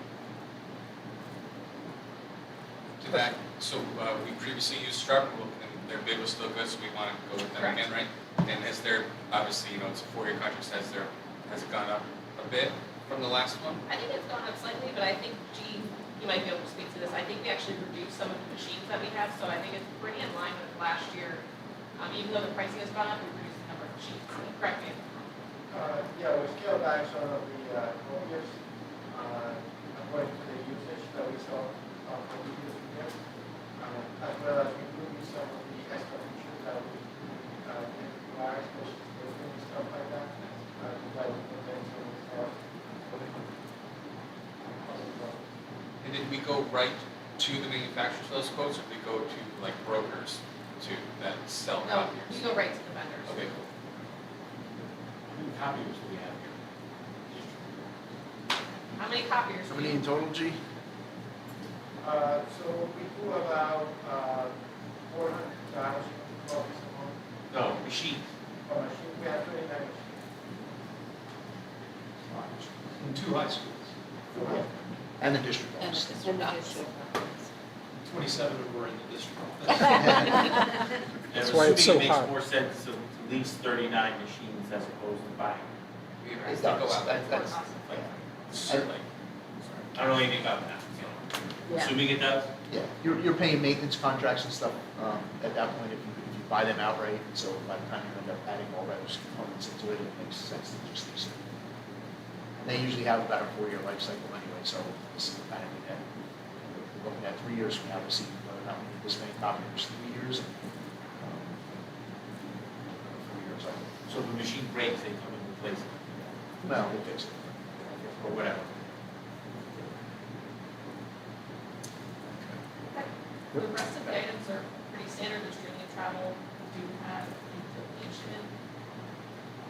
The Ed Foundation at North is donating snack circuits, we're working with them on that donation. And I'll be attaching the bills list and all the financial reports for next. Okay. Brings us to a couple of new proposals and clubs with community relations and student affairs. So I don't know if you want to walk us through that. So the first one on the 12.1 is a swimming co-op proposal. I think everyone knows we have an ice hockey team in the district that is a cooperative between North and Voorhees. We also have a gymnastics team that used to be a North-only program, and we got permission to have it be a co-op program, so now the North and Voorhees students can participate in gymnastics. And if you read through the proposal, basically swimming numbers are not that great. They haven't been that great consistently for the last 5 years. So having 2 programs at each school is actually disadvantageous to our students. Combining them in one co-op will give them better opportunities, it will give them more time at the pool. It will save money with transportation and because we won't need as many coaches. So in the end, this proposal was already approved by the Skylands Conference and NJSIAA, which is the state organization.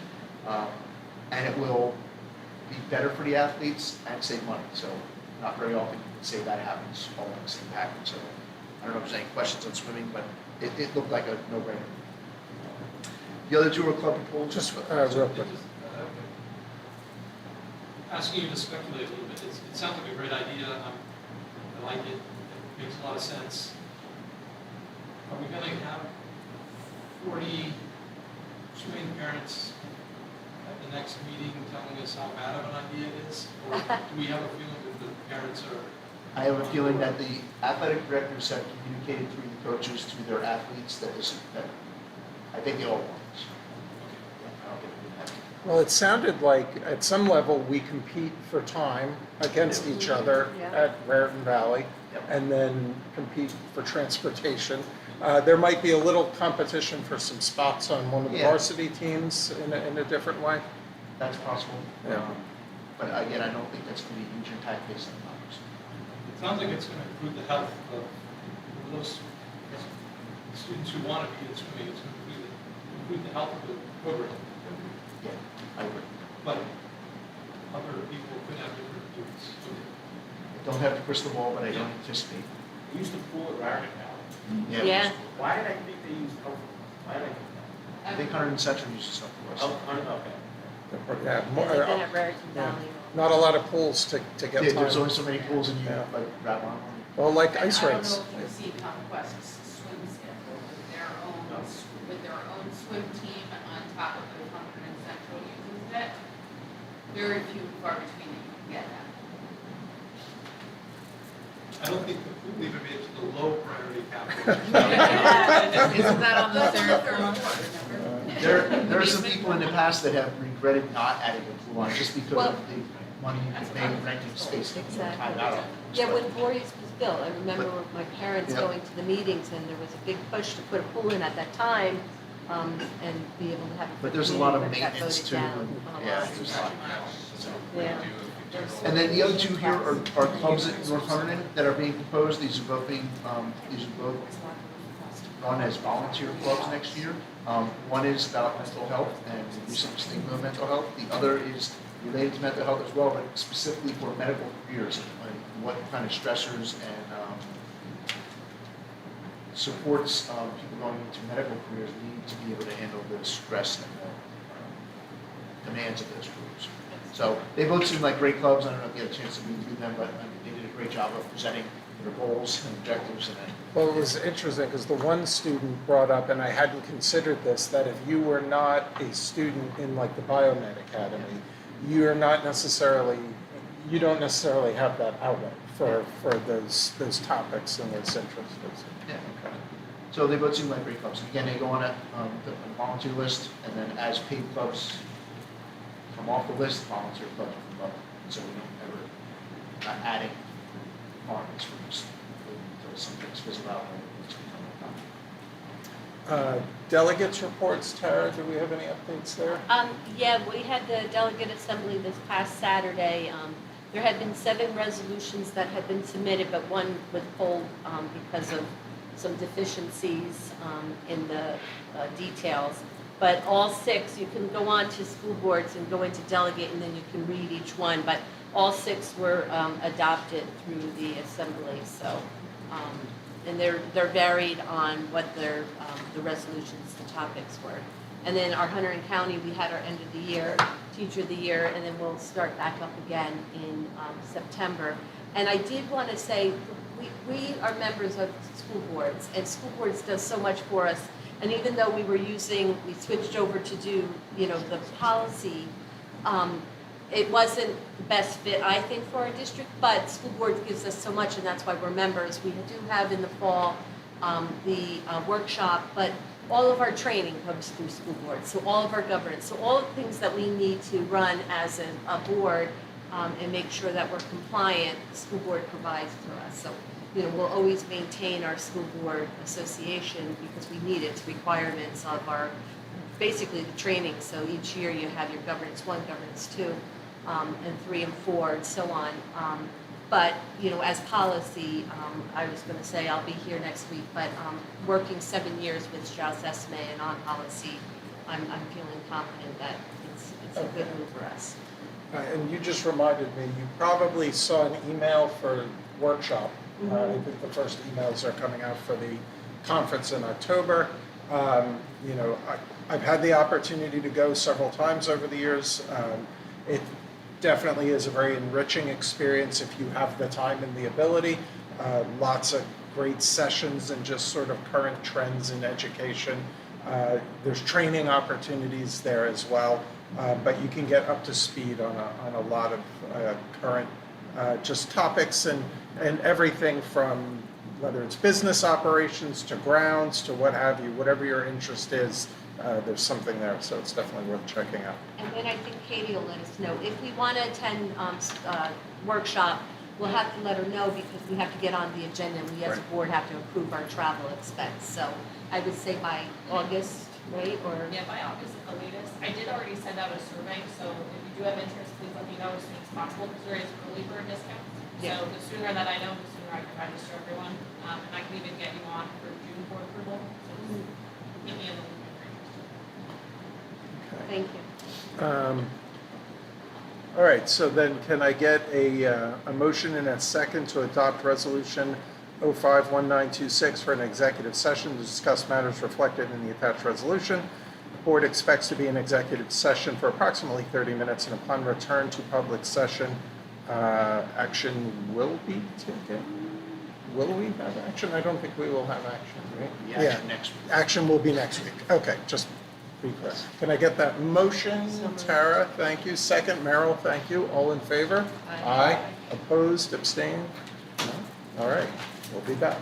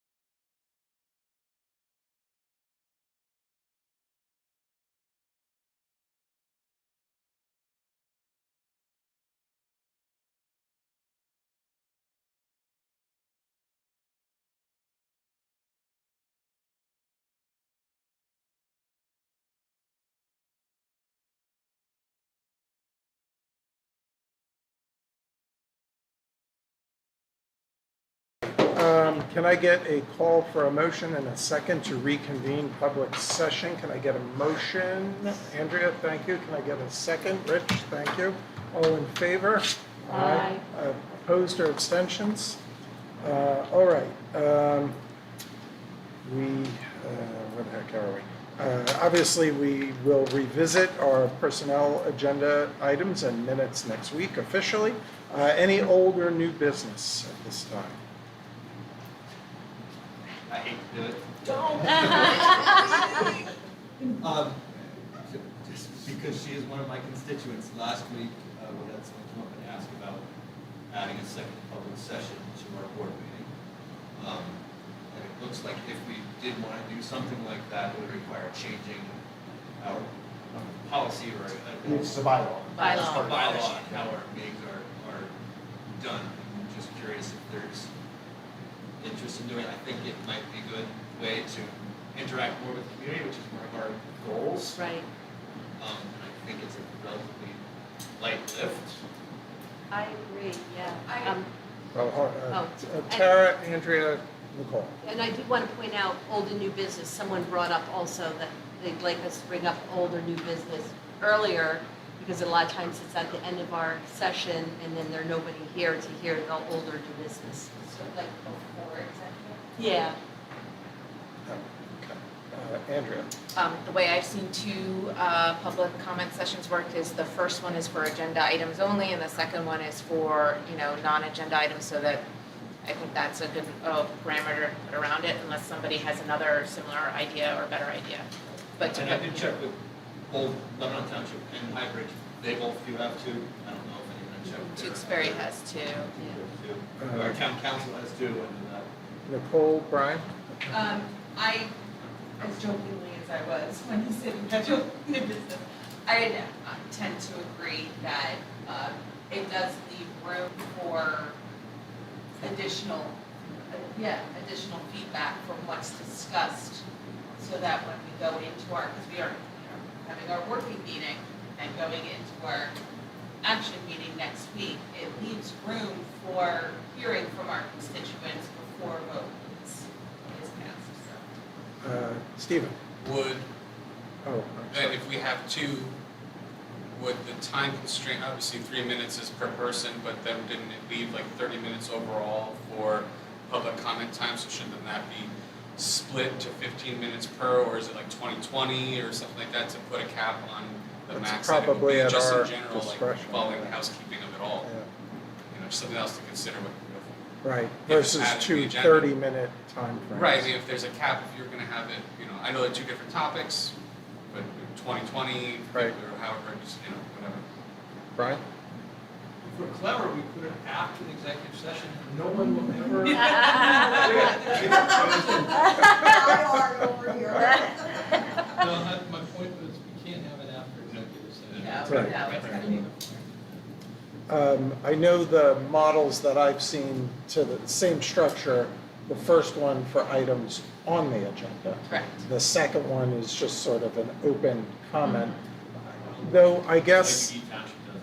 yeah, I guess I'm curious because having heard the comment as well, I was trying to understand because the idea of a public comment before we take action is an opportunity for the public to weigh in on an item that's there. I was trying to understand if the concern was weighing in on things that we're going to vote on. It seemed like it was also, there was new information that came up through discussion that And that's sometimes people come back and stand Yeah. up again.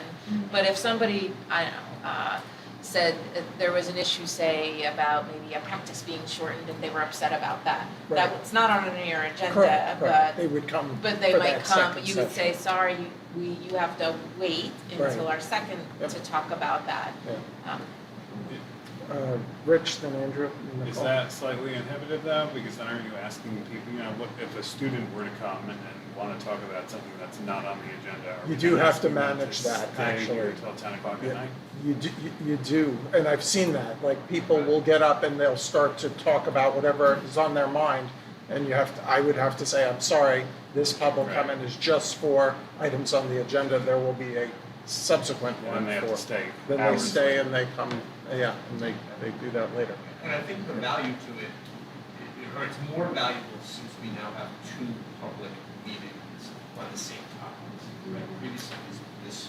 Right, first this meeting was not, all, right? correct, So committee. they're hearing a discussion, they comment on something. Right. They hear a discussion, they might have a comment they want to give, but they have to wait a week to give it. And then we're not hearing it until we're voting that Right, day, right, right? So right. I think there is value for them to be able to give that feedback, us to be able to wait over our Right. minds for a week before we go. Okay. Is the Nicole? suggestion that both meetings then have two public comments? Is the agenda? Yeah, I would. I've not thought of it. I don't know if it would have to. You might create, I don't know, yeah, I I don't know think if you that. create confusion Yeah, if this right. is not the same Yeah. and you would have disgruntlement. Right, which is what you Which don't- might be worse than having to, allow two public comments at every meeting, just a suggestion. Nicole, did you have another? Yeah, I just want to be clear that the second public comment section would be for non-agenda items, Non-agenda but items. also responses to Any- discussion Correct. during. It's an open floor at Okay. that point. But, I mean, Yeah. still, you're not supposed to defame anybody or, Yeah, right, that's so all all I'm the saying. same There's rules, certain levels right, of- there are guardrails Right. to it as I well. mean, in theory, it's the idea that Right. we're here asking questions. Someone might have something to share that's consequential, or they may have a question that we didn't consider that they could bring up at that time. That's what it opens You'd up for. expect them to have, normal pages for it, but quorum. That's what the gavel's for. Brandon, I'll give you one live example. I sent you guys an email today about that, when I spoke to the mayor, Wen Gardner, and that potential pilot mental health program. I don't know any details. We discussed it, come to me. School department meeting, got here at 7:30, we flew through that first part, and he didn't make it. So if we had a second, maybe it'll be here the next one, I don't know what the schedule is, but if we had one, we'd probably be hearing that now, because we missed or it would be just the agenda items, so Right. we had a chance to talk about it. Just because you brought it up, is that something, if he's presenting a program to us to look into, to sign on to be a part of, should that kind of be proposed to the board? Yeah, I have no idea, I just told him to come to the meeting. Whatever the process is followed. Yeah. So I already spoke with him. Yeah, I We personally, Oh, you did? I don't I think spoke to him it's- a month or two ago. Oh, yeah. I just told him, my guys, hey, come to the meeting and wherever it goes, it goes. But Nicole, you were gonna say you don't think that that's I don't think appropriate it's, I don't think it's the right forum. Yeah. For proposing that we sign on to something to come and speak publicly, like, we're not gonna turn around and say, yes, yeah, we'll do this, Put a proposal together, put the information together, send it to the board, we can review it, and then we can discuss, but public comment isn't the right forum for that, in my opinion. Well, no, I don't think he was looking to have a debate, I was just. No. Introduce himself, this is what I'm looking to do, tell me what the next step is. I'm not gonna speak for him, I don't know. Yeah. But I just told him to come here, And I that's mean, the best yeah. course, that's the best advice I can give. Right. And to your point, Nicole, things that are operational, that have all sorts of considerations, obviously have to go through a much more thorough administrative review process So anyway. basically, Yeah. if he still has interest, tell him to contact me again, and I can hear what information. But I mean, innocently, you can have a community member get up and say, hey, I'm looking to connect my volunteer program, and is there some way we can connect with the schools and do something for you? And you're like, all right, let's talk. Brian? So, I'll just echo Stephen's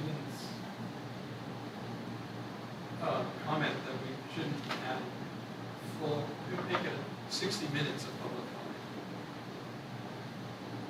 If we're gonna have more public comment. Yeah. Especially to this working meeting. Yeah.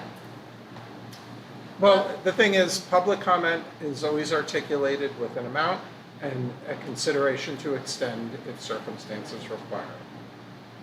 So even if we had 30 minutes on both of them, the second one, if no one's here, it's not 30 minutes of time. Right. But it could be. We always think worst case scenario. Yeah, that's Well, true. some of us have lived worst case scenario. Yes, That's true. I believe we used to have two Case in public comments. We actually reverted back to doing one. And I think it really came down to people getting up at the agenda item only, Right. starting to speak, and then it was hard to get them to stop speaking. And they just had one and just let it go. But, okay, so this is a bylaw, so I guess what we can do is we can look into it as a bylaw and just figure out and bring it up at a further point and say what it is that we would potentially need to detail and articulate to make some sort of a switch. Was the reason for adding a second, because I just heard Rich over say we used to, then we dropped it, and now we're looking to go back, like, did they feel like there wasn't enough time or opportunity to speak in public comment? Is it too early? Is it because they're missing, like you said, like, oh, we'll talk about this later, and no one's here to hear about it, so public comment should be later? Or that's why there should be two? I wasn't here last I night. believe her comment was, we have a public comment where I can comment on things that I'm reading in an agenda. Yeah. And I'll gladly do that, but then you guys have a discussion which might stir up some other questions for me, which I can then not give to you until the following week. Which So then should doesn't give the- us time to digest what they say. Should public comment then just be moved to later in general, so then if someone's hearing something, they can either add or rebuke what they're gonna say? Because someone might come up to Mike, like, for example, at the meeting where the gym, or the wrestling parents came out, right? We spoke about it before they had opportunity for public comment, or after there was opportunity for public comment, so they all, like, had their time to speak, but they then hear after the fact that, oh, this is what we're doing, like, oh, did I really have to be here? So same thing goes either way. It's either you say something that makes me think of something, or you say something that makes me not have to say something. So should it just be one later? I do, Would that well, I suffice? have to imagine that the one is where it is because everything after that becomes actionable. Uh-huh. So it's the opportunity for public input before we're taking action. Got it. I'm understand surmising that. that. Yeah, I understand that. And I don't know, I just asked Tara if school boards has just some examples of models or even strategies of, to your point, different ways of structuring things it. that we're talking about at working session and an active session, right? Like, Right, one thing would work well with Correct. one would work well in the Correct. other. Yeah. Either figure out if you want to do two different things or make something Yeah. that works kind of. well, I would be curious to find out Yeah, what we- school boards has, like what are some different models that they say are there? Or is it like, no, it's universally Yeah, I just two appreciate and if- I know. and some who do one? Looking into it and seeing Yeah. what our options are. Yep. I know Franklin Township has two. Yeah. Do they also have 2 meetings a month?